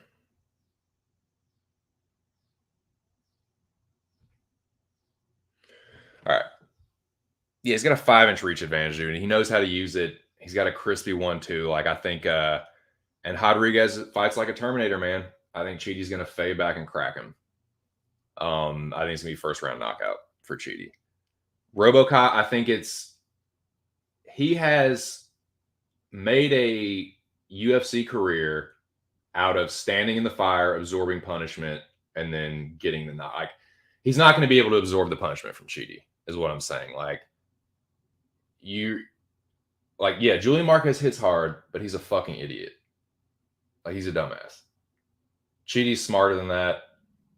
He's sharper. Like he's a legit striker. Marquez is like a fucking power punching like wrestler grappler. Like Cheaty's a fucking legit kickboxer, and I think he's gonna smoke him. I think he's the sharper striker. I think he has the reach advantage. I think he knows how to use his reach. I think RoboCop's gonna, and RoboCop is a punching bag. He is. He's tough, but he doesn't have the best chin. And if you're getting rocked by guys like Jin Young Park and you're getting chin checked by Jordan Williams, dude, you're gonna get chin checked by Cheaty. Now, if you go, I think his path to victory, honestly, is the grappling. Like I could see him out grappling Cheaty if he gets it to the ground and ends up on top of Cheaty. Oh, the baby, it's going to be bad news for Bang Bang. But I think he's going to bang bang that chin. I think he's going to fucking chin check him. So I got Cheaty by first round knockout, but I'm pumped for that one. I'm going to be very excited and nervous for it. But give me a Jokwani. FTW. And yeah, I already made my pick clear for the main event. I'm going Corey Sandhagen.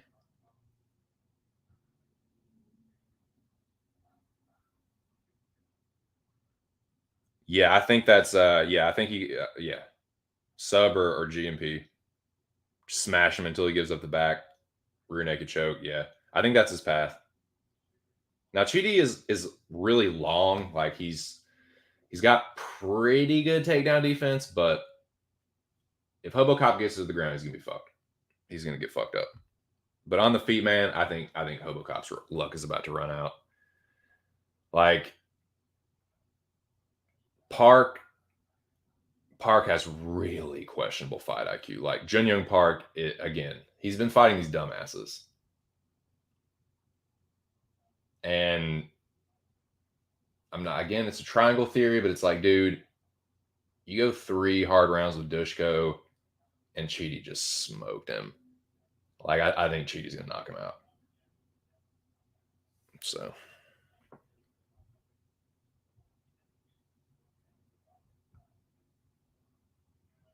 that's the picks. That's all the picks you're getting. But yeah, I think we can say that we're done with that segment of the show. So in review,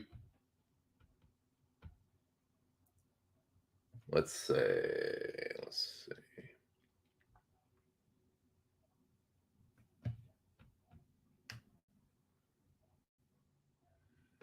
These are my picks thus far.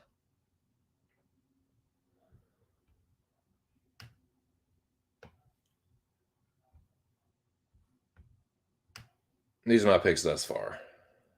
I got Gravely, Agapova. What the fuck?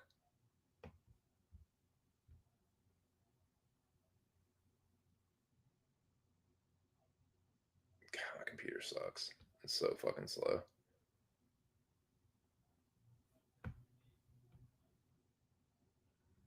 All right.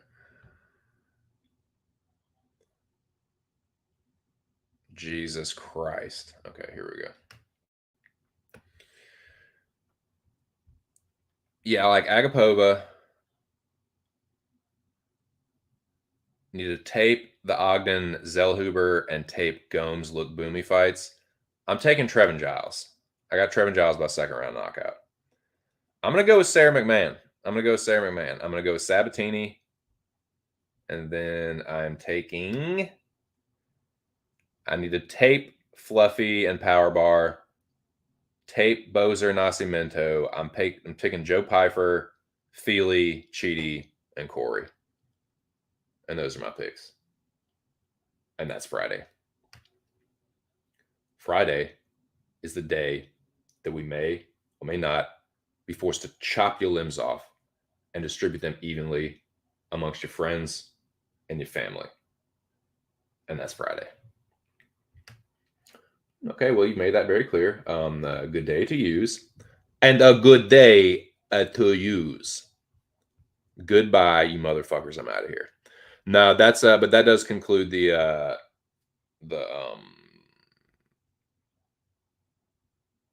UFC Vegas 60 portion of the stream. I will now stop sharing this, and you will now stop seeing it. There we go. But yeah, good luck to everyone, man. I hope y'all if you are gambling on this card, just know that if you're watching this stream and looking for gambling or financial advice, you're not going to find it. All you're going to find is my 2 cents on the fights. And if I'm gambling, I'll let you know what I'm doing. So yeah, tail at your own risk. Bet responsibly if you do. And if you're having a tough time with it, call 1-800-GAMBLER for help. This stream is just for entertainment. Now, I need to improve upon this. I need to improve upon that. That 63.2, that's just not going to do. 63.2 just ain't going to do. Need to get that up. Get up, up, up, up. Been a rough 2022. Still holding at 63, but nah. Still holding at plus 40 units. Still holding at the $400 profit that I made in my short little gambling tenure. Now, let's move right along.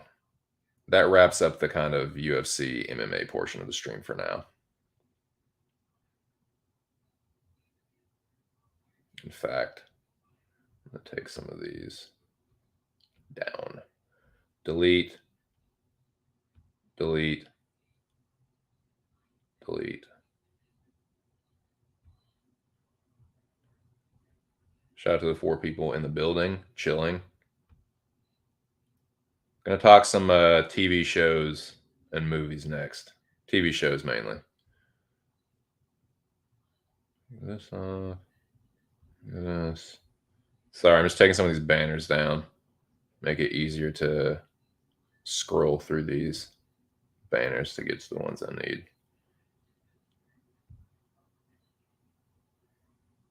That's done.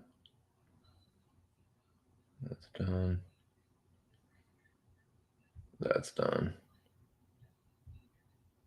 Okay. Okay. Let's switch gears, gentlemen. Let's get toked up and talk some fucking high fantasy. If you don't like fantasy shows, tough shit.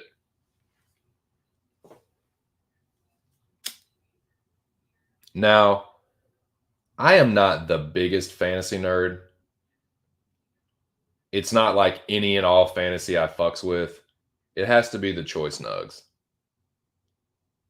If it's too corny or it's too cheesy or it's too hard to follow or it's too just like whack, like it's not happening. Like I tried to watch Vox Machina, too corny. I couldn't do it. What are some other ones that I've tried and just couldn't fucks with it. I haven't watched Arcane Legends or whatever, but that one looks a little like it might be a little too fucking woke and gay for me. So I haven't watched that. But again, shows like Castlevania and especially Dota Dragon's Blood, they're fucking incredible, man. They're really if you do like fantasy shows, check those out, man. Now, the two biggest fantasy shows on right now, I would say, are House of the Dragon and Lord of the Rings of Power. They're in the first season of both of them. They started around the same time. They're dropping new episodes, one per week on a weekly basis. So right now there's 3 episodes of Rings of Power. The next one drops on Friday. The 5th episode of House of the Dragon drops on Sunday. So I'm caught up on House of the Dragon. I just watched the first episode of Lord of the Rings. So I'm going to talk about those briefly, just a brief recap. Spoiler alert, if you have not seen these, you might want to put your earmuffs on. Just letting you know ahead of time.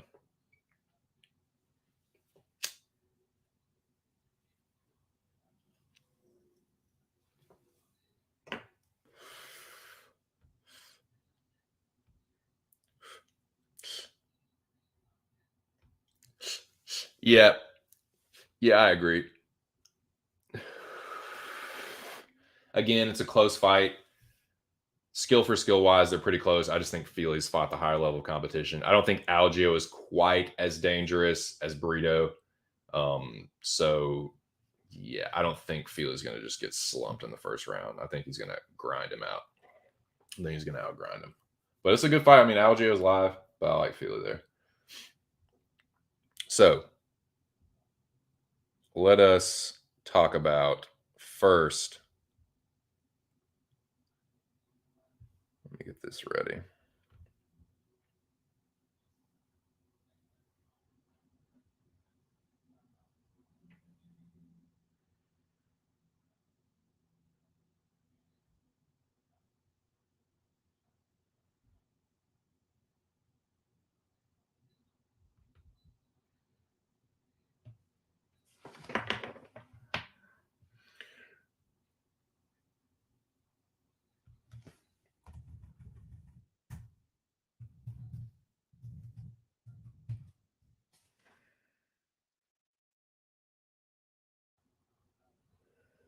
All right.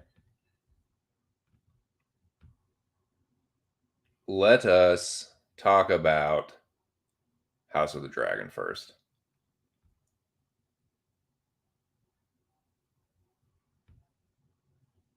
But I'm going to smoke a little more weed.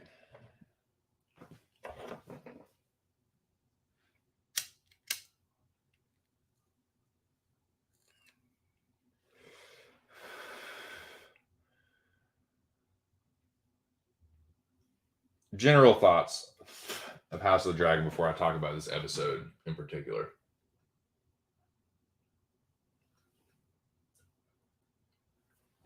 I'm enjoying House of the Dragon. It's not as good as Game of Thrones, but I wasn't expecting it to be either. I wasn't expecting Game of Thrones. As a matter of fact, I had 0 fucking expectations for this show. None whatsoever. It was just a blank slate. I didn't even know that it was based off a book. I thought it was just like, oh, they're gonna make a new show. No, it's based off this book, Fire and Blood. It's a George R. R. Martin book. But dude, I was talking to my brother, and I think I said this on the last stream. And I was talking to my buddy I was just talking about from down in Southwest Virginia. Like both him and my brother are big into Game of Thrones. And my brother and his wife in particular are. They've read all the books, whatever, seen all the shit. But he said that they both said that the book wasn't really that good. It was more of like a history of the Targaryen family. It got mixed reviews. I do know that. And it was just kind of, and my brother was like, it's not really accurate to the book. And I was like, okay, good. Like, that's the thing. It's just like, okay, if it was a shitty book, then who the fuck cares if it's accurate or not? Like, I don't give a shit. That's like, I'm not like criticizing like not trying to like criticize my brother too bad or like my best friend. I'm not saying that either of them really like said anything, but this is just my general thoughts. Like, I'm not talking about them, but I never understood the source material snob thing with the books. Like, okay, I get it with some stuff. Like, yeah, okay, let me be a hypocrite. I'm a big Taskmaster fan. I'm a big fan of the character Taskmaster. As a matter of fact, I'm looking at my fucking Marvel Siege Avengers, the Initiative, and fucking yeah, Marvel Siege Avengers Initiative, and Taskmaster is the main character. Like, Taskmaster is awesome. They completely butt fucked his character in Black Widow. That's the reason I hate Black Widow. Like, is it the worst Marvel movie ever? No. But it's one of the shittier ones. And they ruined Taskmaster, dude. It's not because it was a chick. It's because it was not the character at all. Taskmaster is not a silent fucking robot. He's a smartass, like, conniving, masterminding, like, he's pretty fucking rebellious too. Like, he's not just some fucking slave. Like, it just, I didn't mind that whole like, oh, it's his daughter and she's brainwashed. But it's like, that's not Taskmaster. Just they like, it was like a cheap little like insert to trick people. And the Taskmaster's in this. Like, that was not Taskmaster. Give me a fucking break. Anyways, man, I got off on a tangent.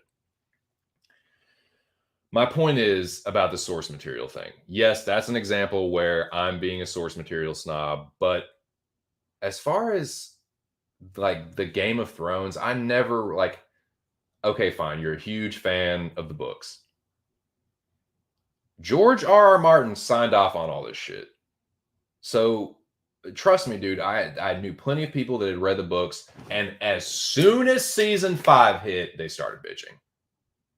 Or like, I mean, after season 5, as soon as that happened, because season 5, there were parts of it that were based on the book and parts of it that weren't.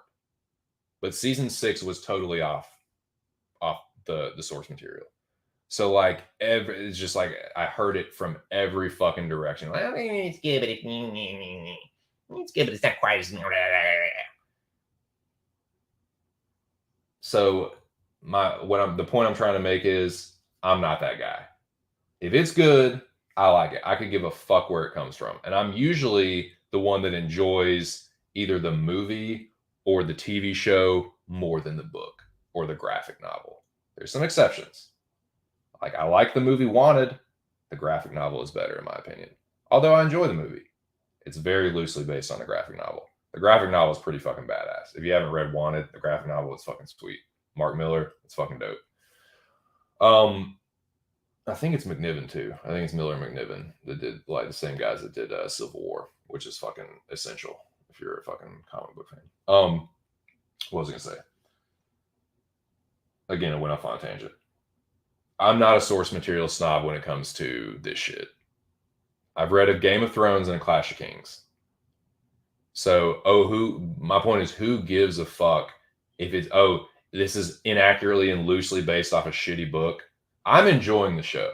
That's my point. That's my overarching point. I'm enjoying the show. It's easier to follow than Game of Thrones. I'm not as heavily emotionally invested in it. So it's a little easier. Like if I'm not enjoying every little single thing, like it's not like I'm not like disappointed or anything. Like again, my expectations were just in the toilet. They just didn't exist. So yeah, I've been enjoying it. I'm invested enough in the characters that I want to see what happens next week. Like Game of Thrones, they're not one-dimensional characters. Like there are things that I like and dislike about all the characters, which that's true to Game of Thrones. Um, the show anyway. I mean, obviously the books for the most part. So yeah, I'm enjoying it. Like again, it's not as good as Game of Thrones. I wasn't expecting it to be, but I'm enjoying it enough that I want to see what happens next week. You know what I mean? That's where I'm at with it.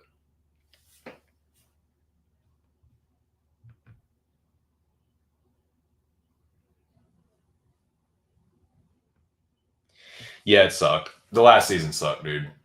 Um, it was because it was so rushed. They rushed through it so fucking bad. Because what's the fuck, Benioff and the other dude, Weiss, DB Weiss or whatever, they're rushing off to do Star Wars.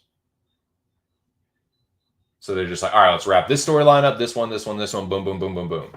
Look at this one and this one and this one. Just like, fuck, man. All that build up for that. And they just like they jettisoned the motherfucker at the very last season. But yeah, I've been enjoying it. I'll say that. There's enough little Game of Thrones Easter eggs. There's enough little, oh, I recognize that name. I recognize that house name and them talking about that. And like, it's easier to follow too. All the characters are kind of like skeevy and like you don't really know if you're like rooting for them or not. There's only a couple of characters that I'm really like, oh, I fuck with that character. But the acting is really good. I will say that the acting has been standing out. The acting for Matt Smith, I can't remember the guy's name that plays the king. He's really good. The actress that plays Rhaenyra, who's the character right there on the Avatar, she's really good. Or excuse me, they're really good. So yeah, she's one of those. She's non. They are non-binary, but it's one of those where it's like they didn't. I didn't even know they were. Like I just found that out reading about it. I would not have known. It's not. I didn't. As far as I know, they haven't been some obnoxious like far left fucking weirdo about it, which I appreciate.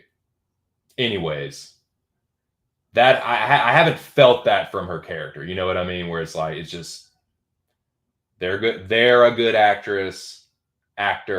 What I don't even know what the fuck you call them. That if you're a they, how do you say that? Actor, actress. Pick one of those. Make a new name up for that. Anyways, that's not my point. It's a good show. They're a good actor. The acting is good. The fight scenes have been good.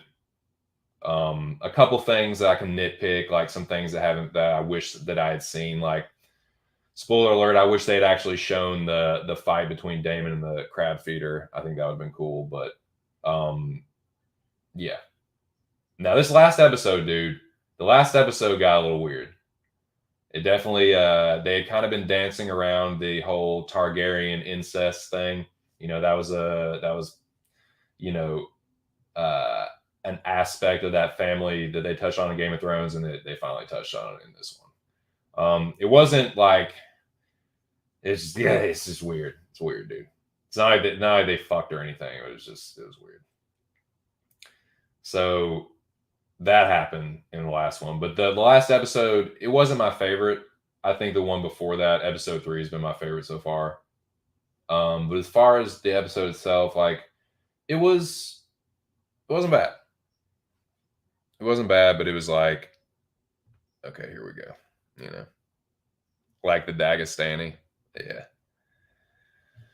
Yeah, exactly, dude. Exactly.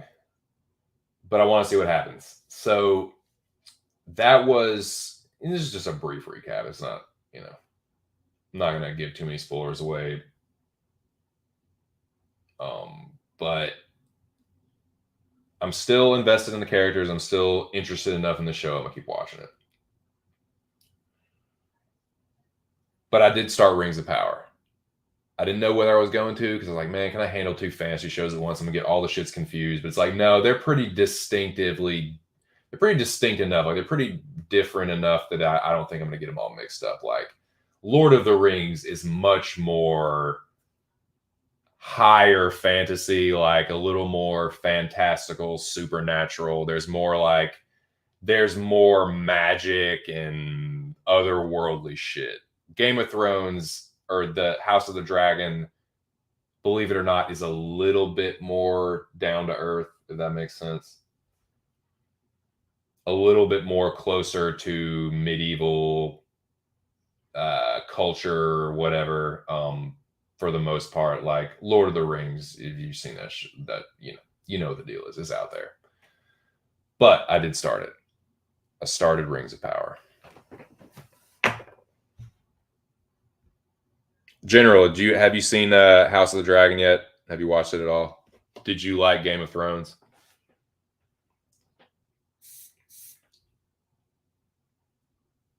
I guess the final thoughts on House of the Dragon.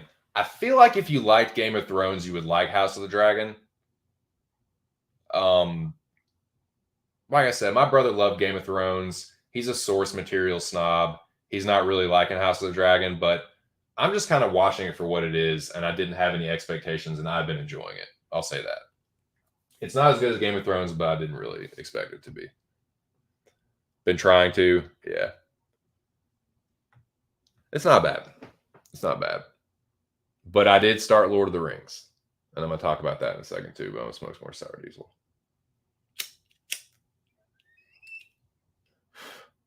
Castlevania and Dota Dragon's Blood are way better than both of those shows so far. Like I haven't watched all Lord of the Rings, but I like Lord of the Rings. I like the first episode, but Dota Dragon's Blood and Castlevania are far superior to both of these shows, in my opinion.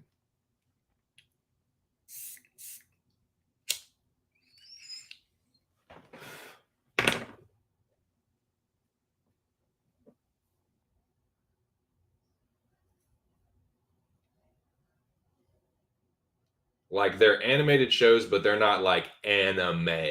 You know what I mean? Where they have like a corny little where they try and be like funny. Like the humor that they do have is actually somewhat amusing. It's not like corny, childish Japanese shit.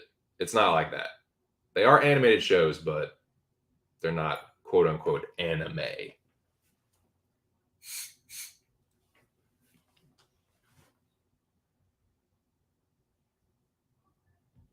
So you watch it later and don't get around to it. Dude, I'm like that on so many shows.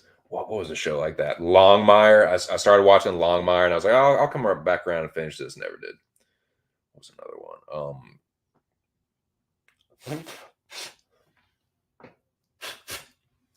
What was another show? Fuck. There was another show just like that. I was like, I'll finish this at some point. Nah. No, you won't. But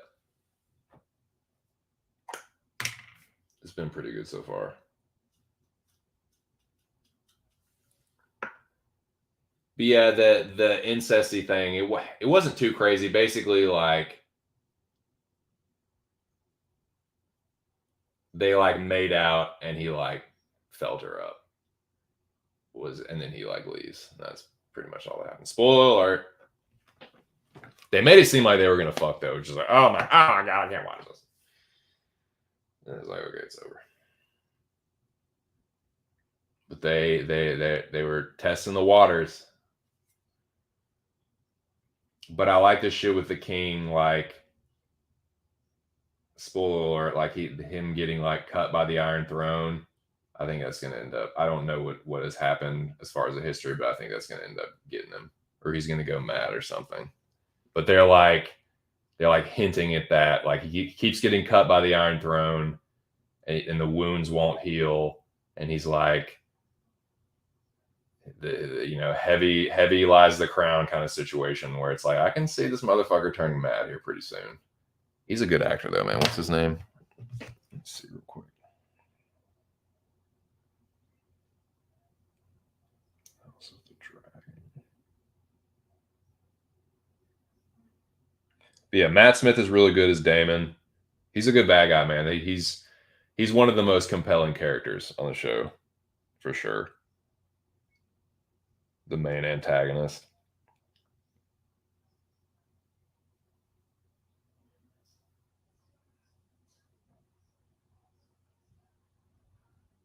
Patty Considine. Yeah, he's a good actor.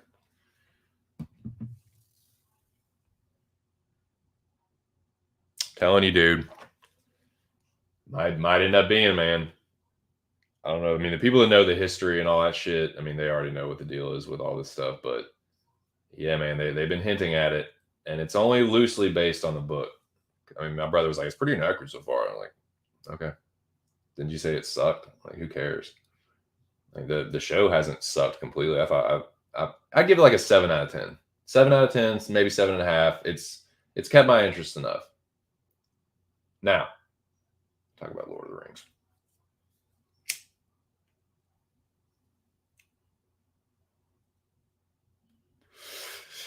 But yeah, not bad. The action scenes have been good.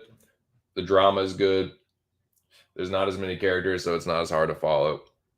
And I'm interested to see how things are going to shape up in the future. I like the character of Kristen Cole.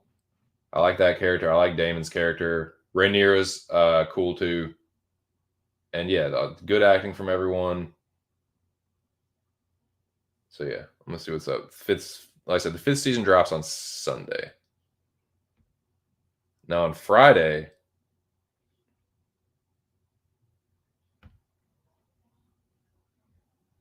get a new Rings of Power.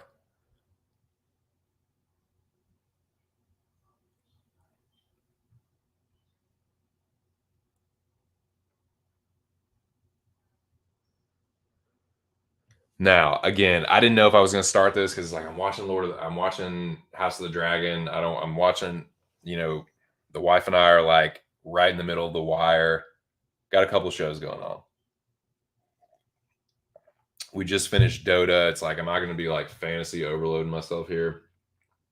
But again, I was like, nah, they're pretty distinctive enough. Like Lord of the Rings is way more like, you know, elves and goblins and like otherworldly creatures than, you know, than House of the Dragon. So I was like, okay, here we go. Fired up.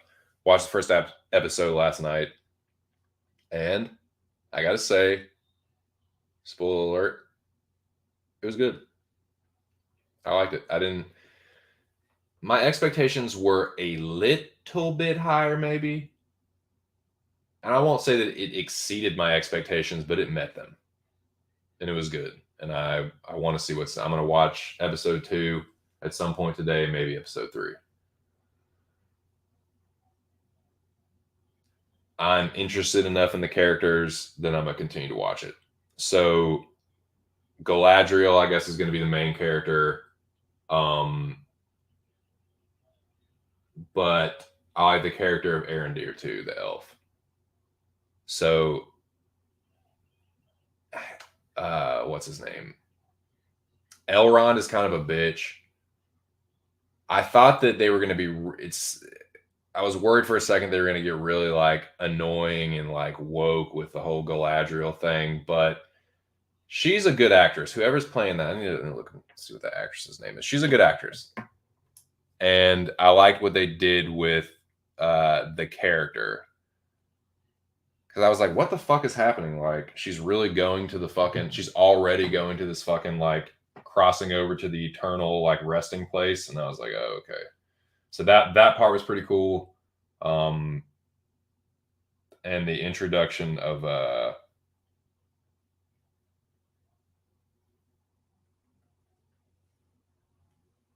what's the fuck Aaron Deer.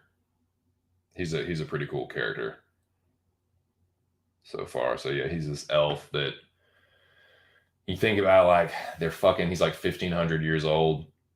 He's been in this one area for like 79 years, but he still looks young.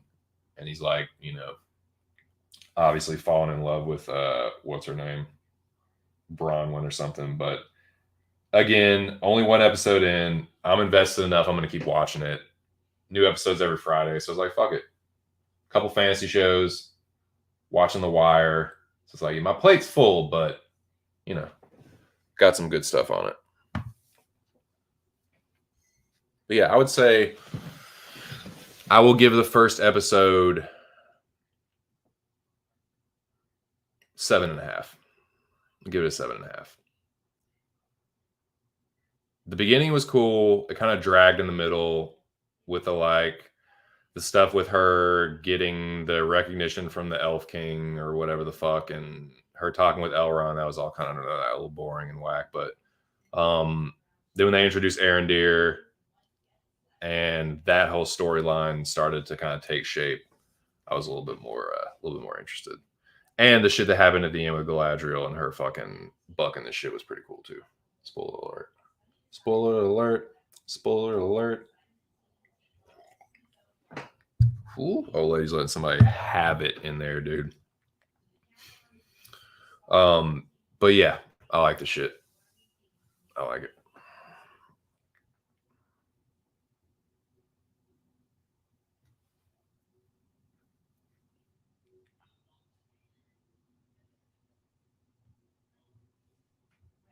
Dude, this sour diesel is fucking dank.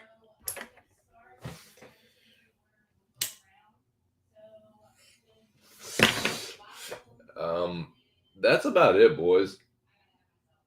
Just quick little fantasy talk. Like I said, some people are just like, nah, I don't watch animated shit. But I would say Castlevania and Defense of the Ancients, Dragon's Blood are vastly superior to both these shows. With the action and the voice acting and the script and everything, the writing is really good. The dude that wrote Dragon's Blood wrote the script for X-Men First Class. He wrote the script for Thor. His name's Ashley Edward Miller. So yeah, the writing is good. It's got Tony Todd voice acting, and that's the dude that that's Candyman, and he does the he's Death basically from Final Destination movies. He plays Slyrak, who's like the head dragon, pretty much. But it's sweet, man. We just finished the third season. The wife was really into it as well. It kicks ass, man. It's trippy. Getting stoned watching Dragon's Blood is a good time. And same with Castlevania. Castlevania is like one of my favorite like fantasy shows, and it's getting like, might watch that shit again, dude. It's getting to be like Halloween season. It's so awesome. The action in Castlevania is really fucking sweet.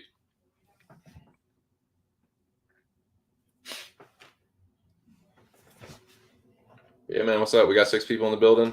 That's the high for today. Didn't expect this to be a crazy stream. This was an impromptu one. I normally stream on Fridays, but the old lady's birthday is this Friday. We're going to be out and about doing some stuff. So it was either today or tomorrow, and she took the day off tomorrow as well. And we're going to go hang out. So it was either today or never. Today or Monday. So I figure both. So yeah, talked about what we talked about. We talked about Contender Series, talked about UFC Vegas 60. I gave my picks for that. Now we're talking some high fantasy. I started Lord of the Rings, been watching House of the Dragon. I watched the movie Trancers the other day. That was fucking very entertaining. There's another movie that I started. I started watching At Close Range with Sean Penn and Christopher Walken, and I couldn't really get into it. I thought I was going to be really into it, but I didn't. It was just kind of me. It was kind of me. It was weird. But let's see. Change this back.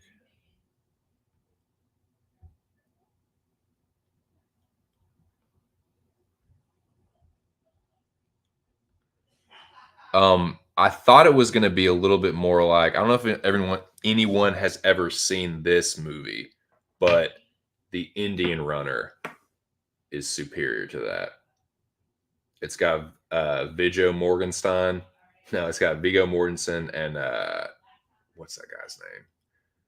David. Fuck. What is his name? I want to say David Harbour, but it's not David Harbour. David. God, it's on the tip of my tongue. I'll think of it here in a second. But yeah, man, that movie's really good. The Indian Runner.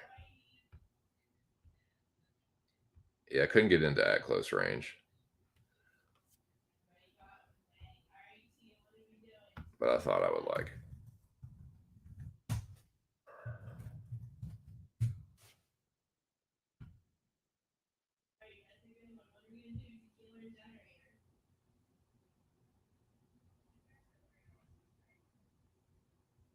Since forgot. No, I did not forget my wife's birthday. I just forgot that it was when I was making the fucking banner. It was like, so I'm making the fucking broadcast, and she's like,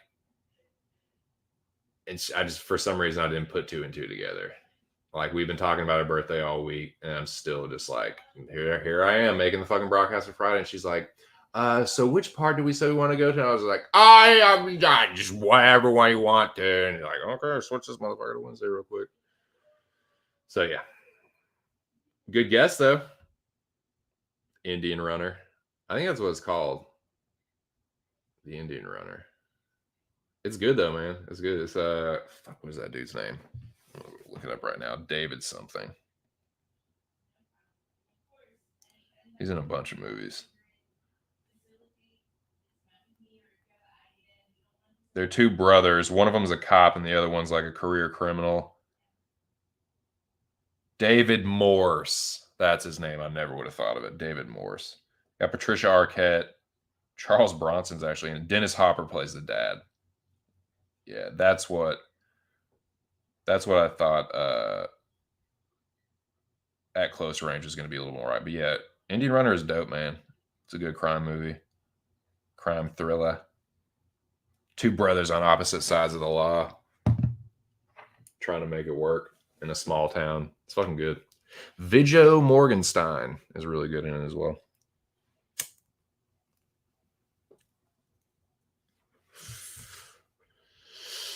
Yeah, we'll talk a little Canelo Triple G. We can talk a little Jake Paul, Anderson Silva. You want to?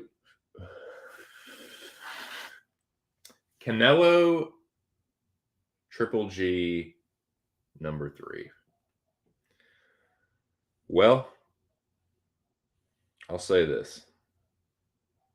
Up until recently, I've not really cared too much for Saul Cinnamon Alvarez. I really respect what he's been doing recently. The way he mowed through 168 and him going up and fighting Bivol, I have a lot of respect for him because of that. Now, before that, I thought he lost both those Triple G fights. The second one was closer. I still thought Golovkin won though, because like the same reason they said that Golovkin lost the first fight is the reason they said Canelo won the second one. Well, he made the adjustments and he was moving more, and it's like what the fuck are you talking about? Like that's the reason that you said that like Triple G lost the first one is because he wasn't like marching forward. He was like counter punching Canelo. It was like I thought Golovkin won both fights. I thought he clearly won the first one. And that's the one where even people that are like, I know dudes from the boxing world that were like big Canelo fans. And they're like, yeah, he won the second one, but I thought he lost the first one. Or even if they're in some like hardcore Canelo stands would be like, yeah, it was close, but I thought it was a tie. It's like, that wasn't no tie, dude. Golovkin won the first one. Second one was close. If you want to say Canelo won the second one, like, I won't really argue with you. But if you try and say Canelo won that first one, I'm like, dude, you need to go back and watch that fight. Like that was a lot of like watch it with the sound off. Like Gennady Golovkin won that fight. The third one, it's like I think Father Time will have taken its toll on Golovkin. Not like he's gonna be totally shot, but it's gonna be enough for Canelo to get the better of him. Canelo's still younger. They're still about on the same level of skill. It's just Golovkin's just gonna be. I think he's gonna be noticeably slower from the second fight to now this one. And they have been close, relatively close fights. The first one, I don't know, man. I thought it was pretty clear that Canelo lost the first one. The second one, again, people are like, well, Canelo marched him down. It's like, well, that's what Triple G was doing in the first fight, and you said that it wasn't enough. You know what I mean? And the same reason you said Canelo won the first fight, it's like Golovkin was counterpunching more effectively in the second. It's just like it's two different sets of fucking criterion. So, yeah, I think Canelo's going to win. But I think this fight's bullshit and pointless. And I think it's Canelo just trying to get He knows he hit the ceiling. All right, he hit the ceiling. Like, he can't really contend with the champions at light heavyweight. Not really. It's crazy that he even tried that. I cannot emphasize enough how much respect I have for that, because Bivol is fucking huge. Bivol is awesome. He's really good, and he's a big guy. So for him to go up and challenge Bivol, I respect the shit out of that. Now, he looked like he was outclassed, outgunned, outmatched, everything. He's too small for 174, period, or 175.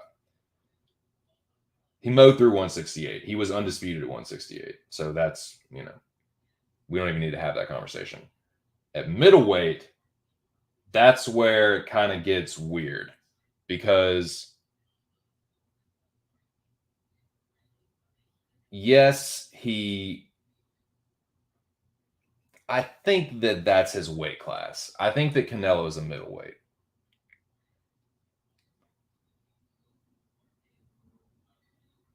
It's him having to cut some weight, but even at 168, he was kind of puffy.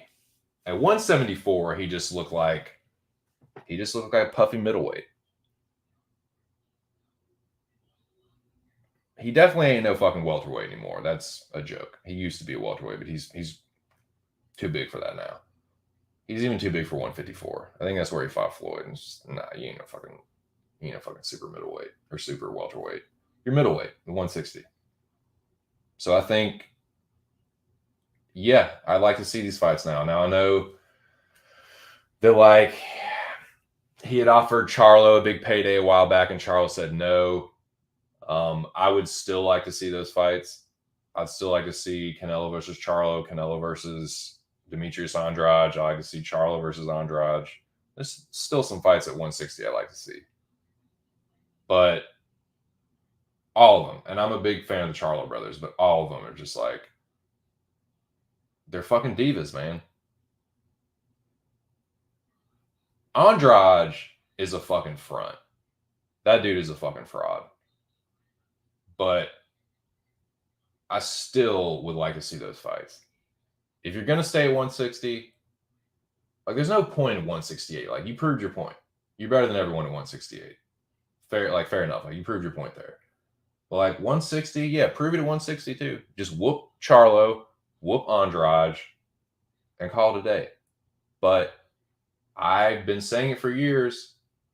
Although I think Canelo would win those fights, stylistically, Andrade and Charlo are tough matchups for him.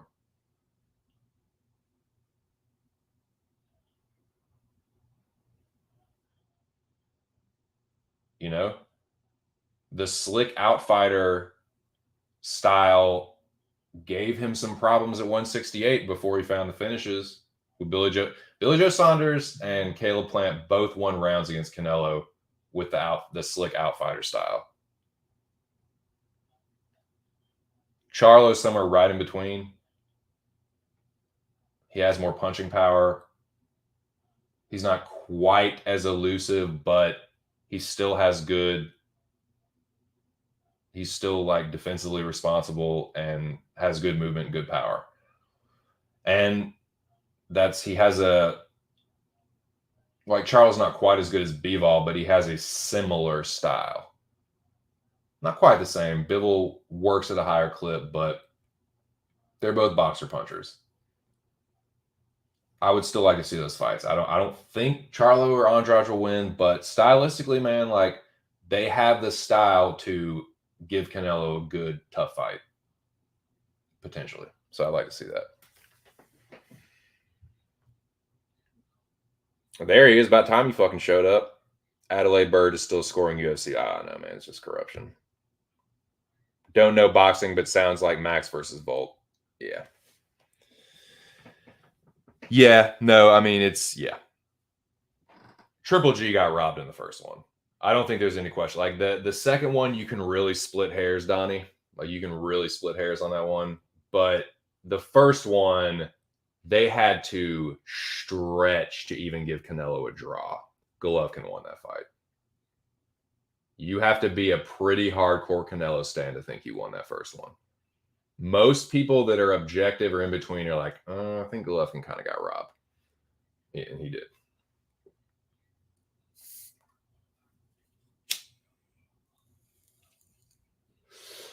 The same reason that people said Canelo won the second fight was the same reason Golovkin won the first one, if that makes sense. Oh, well, Canelo landed the jab so much in the second one. Like, look at how many jabs Golovkin landed in the first one. But in the first one, they tried to, all Golovkin do was land jabs. It's like, first of all, bull fucking shit. The biggest shots of the fight were landed by Golovkin when he had Canelo up against the ropes. Well, Canelo took it. And it's like, he still got hit by them. They try to just do the same shit with Bivol. Oh, well, Canelo's taking it well, but he's getting lit up. Triple G lit him up in the first fight. He led the punching stats by a pretty wide margin. Triple G outlanded Canelo by a lot in the first fight. And this is the same thing that I've said about Canelo for a while. Canelo he works really hard at the beginning of the round and really hard at the very end of the round. Canelo takes large portions of the round off and he just stands there and he feints and he showboats and he fucking sits there and does his little fainting and looks like he's slipping and rolling and fucking, but he just sits there and don't do shit. And that's where he can get caught. But what he does is he'll pick 2 or 3 moments out of the fucking round to land some big highlight round stealing shot. Canelo's a round stealer.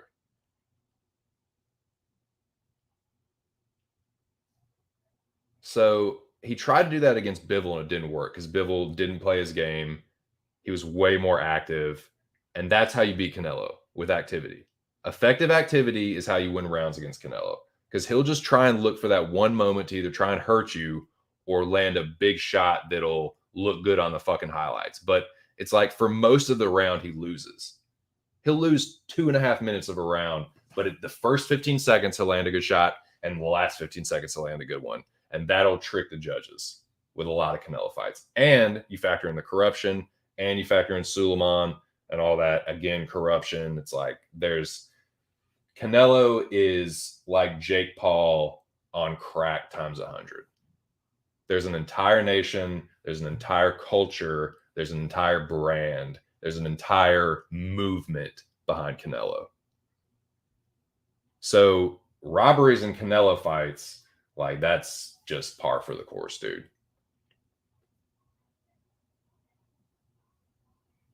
Lara beat him. For real, if we're getting down to brass tacks. He lost the first Golovkin fight. Most people know that. Yeah, same here. He could, man. Canelo could knock him out. Like I do think that Golovkin's old, and he's looked a little sketchy against some guys that Canelo would fucking destroy.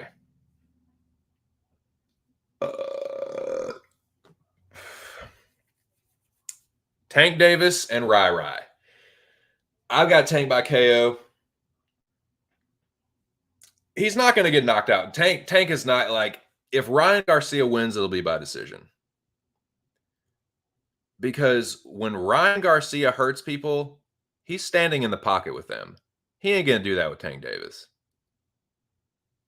if Davis gets robbed, it'll be because Rai's on his bike and just lands jabs. But like, dude, if you look at Ryan Garcia fights, he's he's kind of goofy, man. Like he doesn't like he's another kid. Like he's very fast with his hands, good combinations. He's accurate, but he's kind of stiff with his like head movement.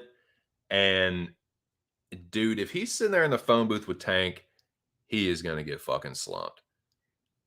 Tank is such a better boxer than people give. People are like, first of all, Wilder's a better boxer than people he gets credit for. But like people like will say that like oh, Tank is like Wilder. It's like nah, Tank is a nasty boxer, man. He's like he has good head movement. He's a good inside fighter, good uppercuts.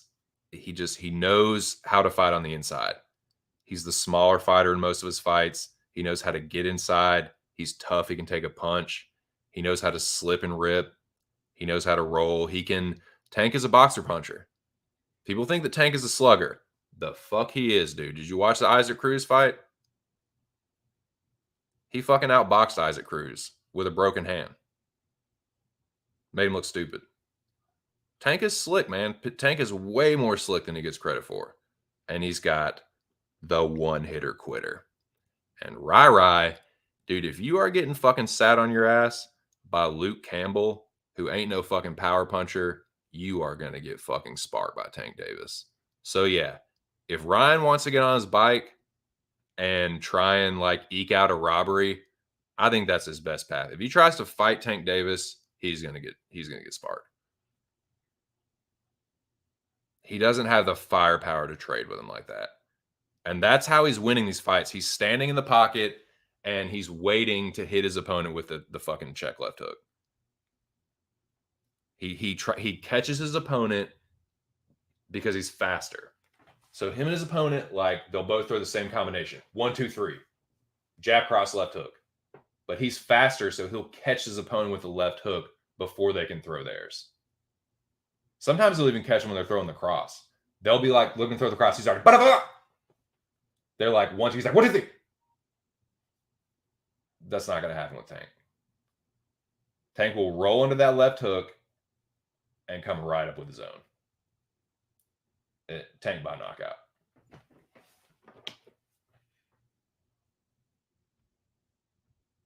Sub Cage, you said Triple G usually a fast starter in fights and he tailspinned after round 7 in the first fight. I don't remember how I had the first fight, but I do remember Triple G slowing down. Well, I had Triple G. I think I had Triple G 7-5, but it was a pretty easy fight to score. Like I don't remember the rounds being hard to score at all. And did you notice that though? Like with those fights, where it's like people tried to say that Canelo won the second fight for the same reason that I think Golovkin won the first fight. It's like that didn't matter in the first one when it was Gennady, but in the second fight, that's what Canelo did. And it's like, well, because it's Canelo, he won, and because Triple G, he didn't. So, yeah, Canelo did the same thing Golovkin did in the first one, like marched him down, jabbed his face up, and I thought landed the bigger punches. But that's the thing, too. It's like, the first few rounds of the fight are not worth less than the last few rounds. Like they're all scored equally. And that's especially important in boxing because a lot of boxing fights will be decided by those first few rounds. Because normally by the end of a fight, one guy is either clearly more tired or one guy's about to get knocked or one guy's going to pull away. Like one guy will start to pull away. It's like, well, so-and-so started to slow down in the last few, and the guy came on in the championship rounds like 10, 11, 12. But those first two where like not a lot's happening, especially if it's a championship, it's a 12-rounder, it's going to be a lot of feeling out in those first couple rounds. A lot of times that first round will be nothing but jabs thrown. And in the round where it's like Golovkin like out-jabbed him like 2-1. And so it's just like, those rounds are worth the exact same as rounds 8, 9, 10, 11, 12. So yeah, I haven't watched that fight in a while, but I remember being pretty fucking pissed. Like, this is bullshit. Like, this was not a draw. Canelo did not win this fight or even draw. Like, Golovkin pretty clearly won the first one. I thought I thought Golovkin won the second one, but it was way closer. If you want to say, I think a draw is probably the correct score for the second one. If you want to say Canelo won it by a round, fine. But a lot of people act like Canelo dominated the second fight. It's like, no, the fuck he didn't. Like, it was another close one. But whatever, man. It doesn't really matter what I think, but that's my 2 cents on the Canelo Triple G saga.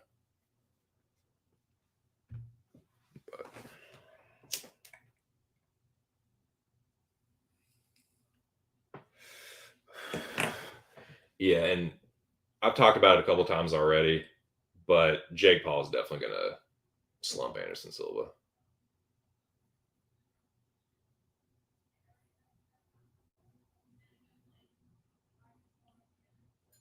I mean, I know plenty of people agree, but yeah. Gonna be another rough one for the MMA community. That's what I'm saying. Y'all should not, this isn't boxing versus MMA. This is like a freak show. But y'all always try to make it boxing versus MMA, and it's not. Like, Jake Paul does not represent boxing. Anderson Silva does not represent MMA in this context. Like, forget about what Anderson did in UFC and forget about the Disney shit and all that. And it's like, this is something completely different. Like, don't make this MMA versus boxing.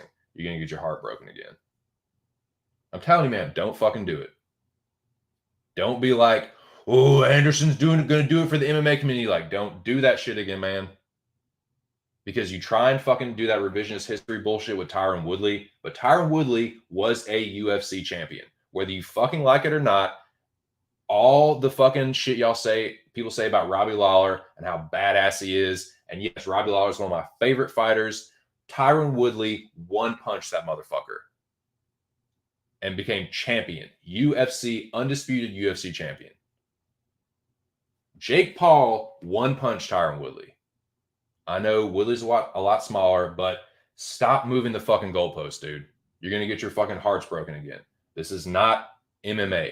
Anderson Silva, this is not MMA versus boxing. This is a fucking sideshow.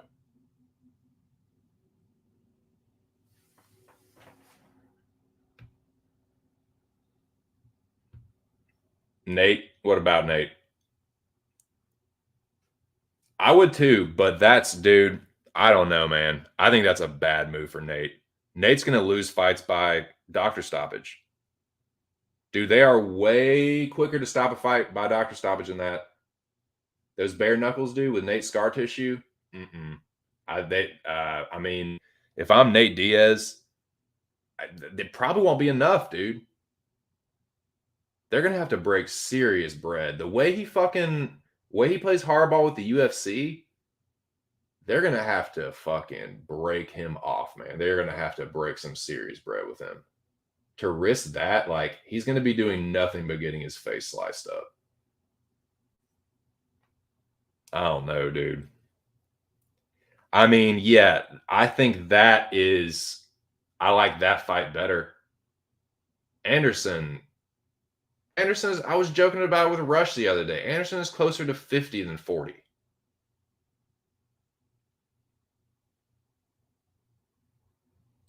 Like, Anderson he's not quite old enough to be my dad, but he's up there, man. If Anderson was a few years older, he'd be old enough to be my dad. And I'm fucking old. Anderson's old as fuck, dude. 47. Nah, this is ending one way, unfortunately. But again, like, dude, even when I was a more casual fan, I never was a huge Anderson Silva fan. In fact, there was a point where I couldn't stand the motherfucker. Like, my respect has grown for him over the years, but he's a fucking drug cheat.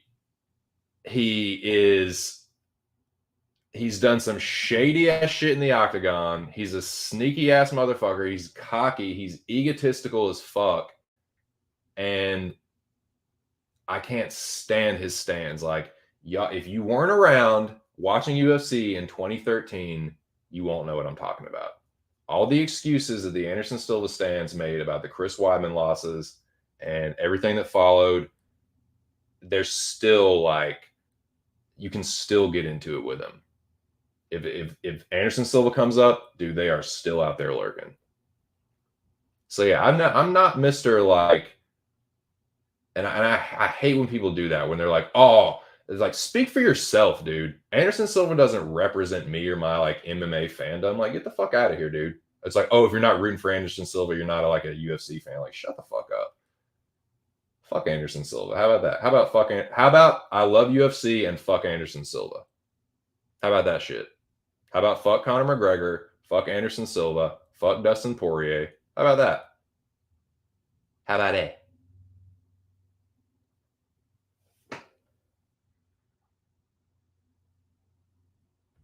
Again, it's not quite on the level of Canelo, but there's a movement behind Jake Paul. They're not like going to set him out there willy-nilly. Like, this is very strategically planned out. Like, okay, it's a big name that you can catch. Legit, like it's like they're slowly ramping up the legitimacy. It's like, okay, he's a bigger guy, still a champion, had some boxing experience. It's like they're adding one more little thing. Like, they're not stupid, dude. They know exactly what the fuck they're doing. They're going to get Jake another win against a bigger name, a physically bigger guy. They're getting closer and closer and closer and closer. Jake Paul's really young. He's like 24 years old. Jake Paul by knockout in like the first couple rounds. Have you seen Anderson Silva boxing? Did you see him in that exhibition match? He looked slow as molasses in winter. For real. I don't know if Jake Paul knows how Anderson Silva is just as much of a joker in terms of playing with his opponent. Oh, yeah, I mean, he is, but like, that's when he gets caught too. And it's like the guy, like, yeah. I mean, you look at the guy Anderson Silva was boxing in that exhibition, like, Jake Paul would knock that dude out. Yeah, and dude, Jake Paul is not an amazing boxer, but he is not the trash that y'all make him out to be. He's not like, he is an amateur, he is a decent amateur boxer, and y'all have got to fucking realize that. He has decent amateur boxing skills, and he has a fucking powerful right hand. It don't take much more than that to knock out Anderson Silva. Uriah Hall knocked out Anderson Silva. What is Uriah Hall doing these days? Besides being scared to throw a fucking punch.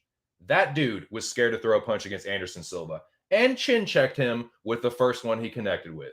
Jake Paul hits a little bit harder than fucking Uriah Hall. All right? Just get ready. Get ready to get your hearts broken again. If you make this MMA versus boxing, you're going to look stupid again. And because you're doing that, MMA is going to take the L. Y'all are like, I'm not saying y'all, but like, I'm speaking to the MMA community at large. Y'all are making this, like, you're doing this to yourselves. You played yourself, MMA community. You played yourself with this one because this isn't MMA versus boxing. You're making it like that. It's not. It's a freak show. No, this is. You really think the WBC, as much shit as I talk about them, you really think the WBC or the WBA or the WBO or the IBF would sanction Jake Paul versus Anderson Silva? No, sirree, Bobski. This is about as like bare minimum for professional boxing as you can get. So stop doing that. Stop setting yourselves up for failure with this fucking MMA. Stop. Dude, I get it. Jake Paul is a sniveling little shit. He's a smart mouth, sniveling little fucking obnoxious little turd. But he's a pretty big kid and he fucking hits hard and he's been training boxing like a motherfucker for the past few years. And he has like Chris Weidman ain't no fucking world-class striker, and he slumped Anderson Silva in his prime, dude. That was 10 years ago, man.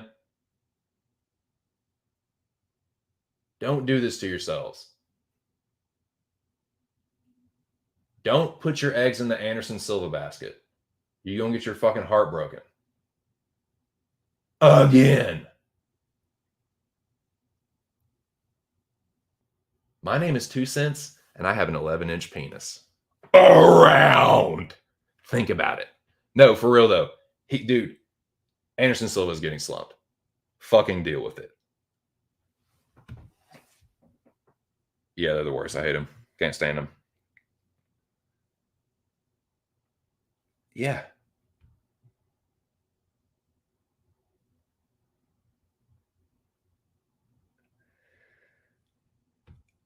I mean, I'm not saying there is no world where Anderson Silva wins, but I am like 85-15, 90-10 Jake Paul.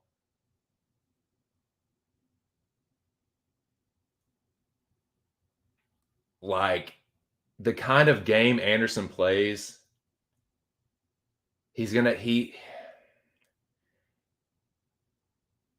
only slip so many of them, man. You can slip I mean, he has good head movement, but he's not going to be fast enough. Jake Paul will catch him at some point. Like, he's not going to need to be an elite level boxer to knock out Anderson.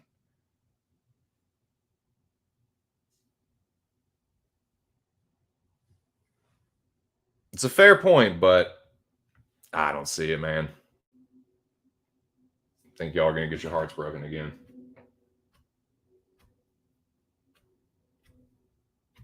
This is when I kind of like being a fan of both, because it's like, dude, okay, shit on boxing all you want to, man. But when you get this shits like this, and the dude comes in the boxing ring and gets tuned the fuck up or gets sparked the fuck out, then here comes the goalpost gets yanked right out of the ground, move 10 yards back. Okay, we'll hit that one. You hit that one, I hit that one. It's like, all right, dude, whatever. Keep looking stupid. Because then it's like you forget about everything. Oh, well, Tyron Woodley was a world champion. He's actually a fighter, dude. Ben Askren can't strike. Ben Askren. Yeah. Have y'all not been watching how this movie is ending? Dude, some of y'all were picking Ben Askren. Don't you dare look me in the fucking Nova Prime helmet and tell me that some of y'all didn't pick Ben Askren. And some of y'all didn't pick Tyron Woodley.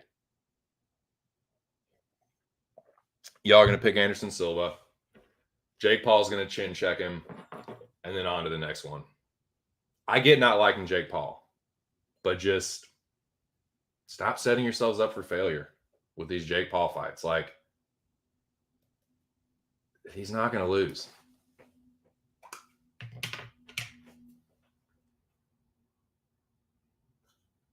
Anderson is so goddamn slow. Like, that's the other thing, too. Like, yeah, Tyron Woodley, shorter, older. Anderson Silva, even older than that.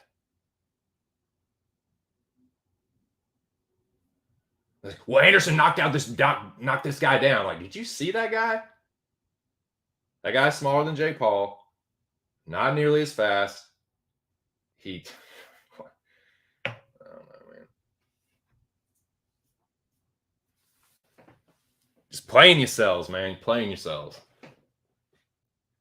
Don't let them trick you into thinking this is MMA versus boxing. They always try and set it up like that, man. It's not. This isn't boxing. Y'all think like it's the matchup that y'all are trying to make it. Like, this is the true dude, Anderson is 47. He is not the pinnacle of MMA anymore. If you haven't noticed, the game has passed Anderson by about 10 motherfucking years. Chris Weidman is better than Anderson Silva. Period.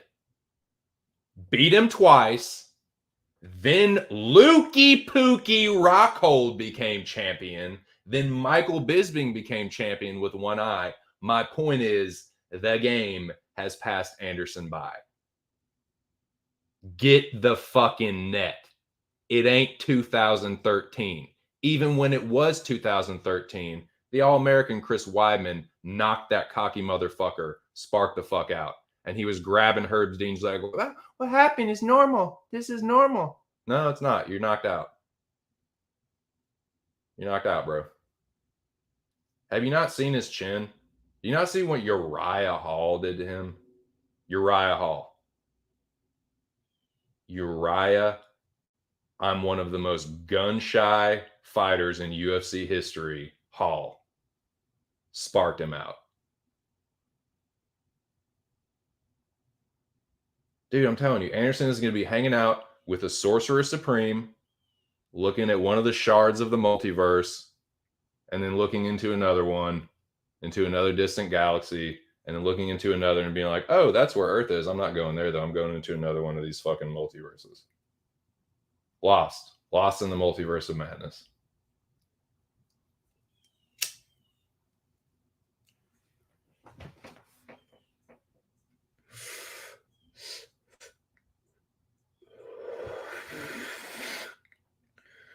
It's not like it's just what I don't get it, man. I don't get it.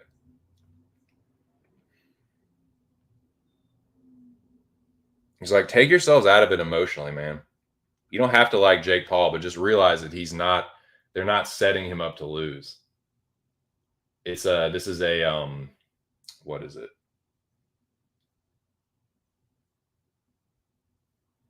I'm trying to think of the word. It's a franchise. It's not a fighting career, it's a franchise. It's like a brand. A brand doesn't win or lose per se. You know what I mean? It either endures or it doesn't. It's like the engine, the Jake Paul like machine is like firing on all cylinders, dude. Like it's a well-oiled machine. It's gathering steam. Like the shit ain't going anywhere. And when he does knock out Anderson Silva, dude, who knows what's next? And then your dad's bar, and then who knows what. All right, my son.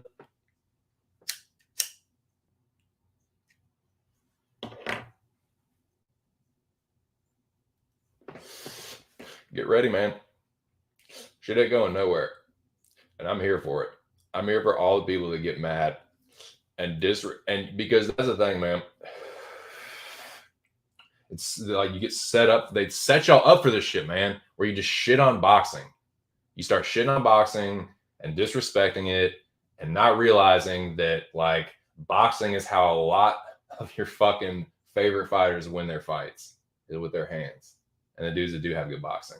And the dudes that don't have really a quarter of the boxing skill that professional boxers have. And they use it effectively in the octagon.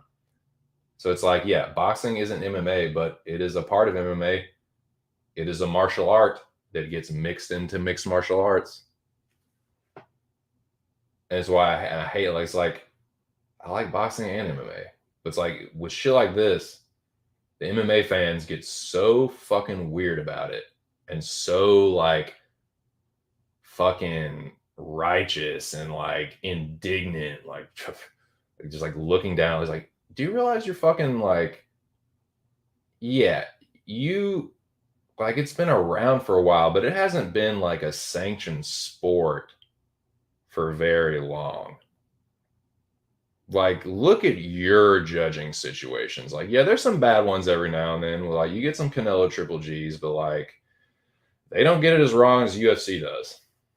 Now, there are more fights, so there's going to be more bad judging, but good gosh almighty. Like, dude, boxing ain't got nothing on MMA judging how bad it fucking is. So, yeah, it's because your sport has only been around for like 25 fucking years, dude. It's in its infancy. Yes, boxing is corrupt as fuck. It's difficult to follow. There's too many weight classes. There's too many sanctioning bodies. I hear you. But like the UFC, and you look at how it gets sanctioned and how the shit runs with that, dude. You throwing stones from a glass fucking house, man. For real.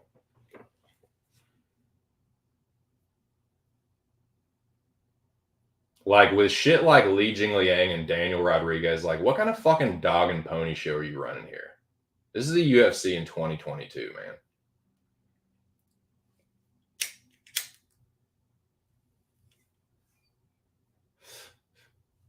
So yeah, I like both.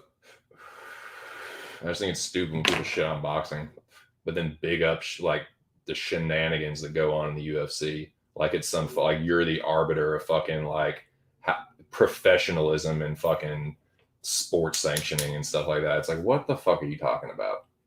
Do you see the product that you're putting out and how fucking like sketchy as fuck it is?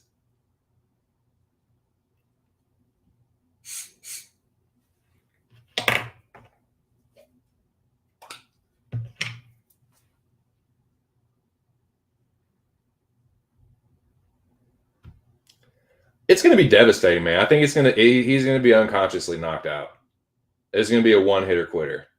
Like Anderson is fighting. He was fighting Tito Ortiz, another guy that's like almost old enough to be my father, and I'm a fucking old son of a bitch. Like, what are we talking about here? Jake Paul's a 25-year-old kid full of vinegar and piss. He's a cruiserweight. He hits hard. He's fast for a cruiser. It's like, okay, y'all get tricked by these little fucking sparring and training videos, dude. You get tricked by that, and then when it happens in the ring, you're like, oh, it's fixed. All right, man. Okay, little edgelord MMA teenager. Okay, little fucking nihilist weeaboo fucking computer nerd.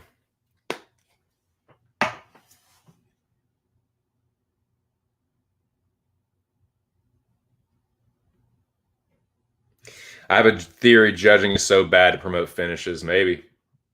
I mean, that's one way to mitigate it. Bananas and grapes is the end of the day. It's at the end of the day, yeah. At the end of the day, fuck Anderson Silva. How about that? Yeah. At the end of the day, he's an old drug cheat that beat a bunch of jobbers. Woodley doesn't fight exotic. Askren doesn't fight exotic. I think Silva will give him he'll give him a different look, but dude, I would say he's chinnier than Tyron Woodley. Anderson Silva has been knocked out more times than Tyron Woodley and Ben Askren combined. Marciano was like a plus 120 dog versus old Lewis, like Paul versus old Silva. Nice. Yeah, I agree. I mean, yes. Now, Bananas and Grapes, I will concede this. Skill level wise, boxing skill level wise, this is his toughest matchup. Just skill level. I'm not talking age or chin or like speed, even though those are real factors that will play a factor in this. Yes, skill wise, size wise, Anderson is the biggest dude he's ever fought. He has the most boxing skill of anyone he's ever fought. He's also the oldest dude he's ever fought. And with the exception of Ben Askren, probably the slowest. I mean, man, he's not slow. Anderson isn't slow relatively, but dude, I don't know, man. He looks really. You go back and watch some of the fights, like his old boxing match. He looked slow back then, dude. He looked really slow in that exhibition. Dude, speed kills. I think Jake Paul's gonna have a speed advantage. He's definitely gonna have a power advantage. Yeah, he doesn't have the experience, but he also doesn't have the wear and tear. Like Anderson is so chinny now, dude. He did too much showboating for all those years. He would showboat and then, dude, look at those old fights where he just lets people punch him in the face. That adds up. That is like that. It is cumulative damage. Brain damage is cumulative. So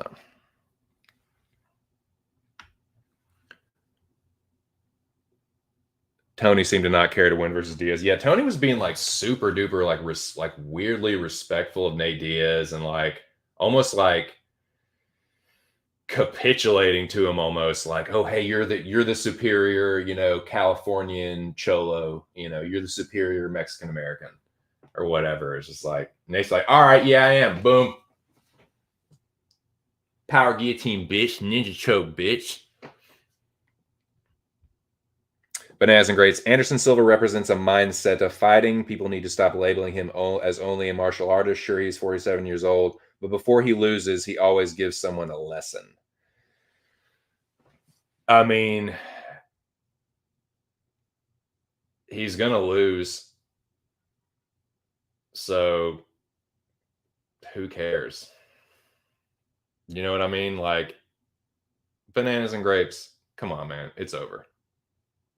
It's over. Anderson had a good run, but it's over. He's going to get chin checked. And what lesson will he have taught Jake Paul? Jake Paul spars better people. Like, Jake Paul spars John Pascal. John Pascal would fucking destroy Anderson Silva.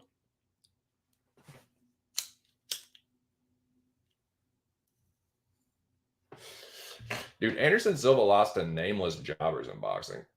He ain't no fucking like. I don't know, man. I think Anderson. I'm sorry, dude. I think the guy. Dude, you go back and look at like some of his fucking wins, and they're just like, what's Anderson's best win? Forrest Griffin, Chris Laban. Ooh. So I'm saying the dude's 47. The time has passed him by. He was out of his like he was entering like he was like in the twilight of his prime when Chris Weidman knocked him the fuck out. Chris Weidman, bro. You think Chris Weidman's a great boxer? Okay. I know Jake Paul's bigger than Chris Weidman. I know at this point he's faster. And he's more durable. So, yeah, I think you get knocked the fuck out. So, but yeah, just don't do it to yourselves, man. Nothing wrong with rooting for Anderson, but just don't be too upset when he ends up looking at the lights. But you know what? I think that's about it for me, boys. It's going to be a 3-hour stream. In fact, I'm going to try and wrap it up before 3 hours. I'm going to save. I want a little bit more than an hour for Monday. So it's going to be a short stream Monday, but I will be back. I will be back Monday.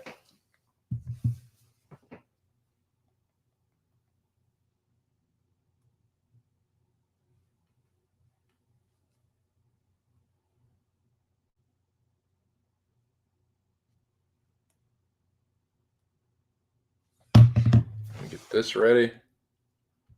Whoosh. But yeah, man, I appreciate everybody coming through. Just had a little chill out stream, a little impromptu Wednesday stream. Like I said, I won't be around Thursday, Friday, but I'll be back Monday. I'll do a short little recap of the fights. And then it'll be back to our regularly scheduled programming. Well, actually, it won't. God damn it, it won't. Because I think there's a break after this. There's like a 2-week break. So look forward to some more 2 Cents Entertainment streams, TC's Entertainment Center. I will be continuing to watch these shows and recap them. Yeah. But yeah, man, I appreciate everybody that came through. I think we had like 6 people in here at the height of it. So not a bad little hangout. So yeah, man, appreciate y'all. Go back through here. Homie Noah, Bananas and Grapes, appreciate you coming through and contributing to the discussion. Had a nice little Jake Paul Anderson Silva debate. Always appreciate the discourse.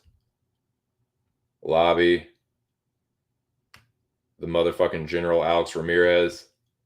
Oh, Cage stopped by. Been a while since I've seen him. Shout out to Cage My IQ. Check him out on YouTube. Homie Ear was in the building. Shout out to Ear. Yeah. The General. Yeah, House of Dragon's pretty good. Rings of Power is not bad either. But Castlevania and Dota, Dragon's Blood are better. Zach Johnson in the building. Prison Mike with his one comment. But thanks for the interaction. Real News MMA. Shout out to Real News. Check him out on YouTube.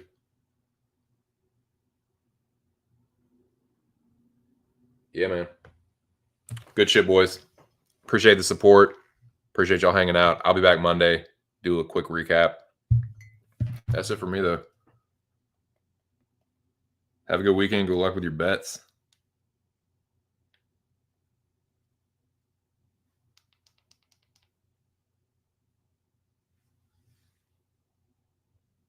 What the fuck?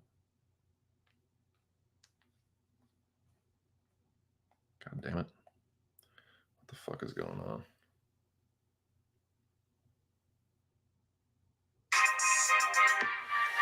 Yeah. Yeah, man. Thanks again. Y'all are the shit. Have a good week. Good luck. Shout out to the boys at PSR, Post Sports Radio. They'll be doing a live betting companion for these fights Saturday night. Check them out. I will be there. Shit, man. Yeah. What else is there to say? I'll be back Monday. This has been just my 2 cents, and I'll catch y'all on the next one. Peace!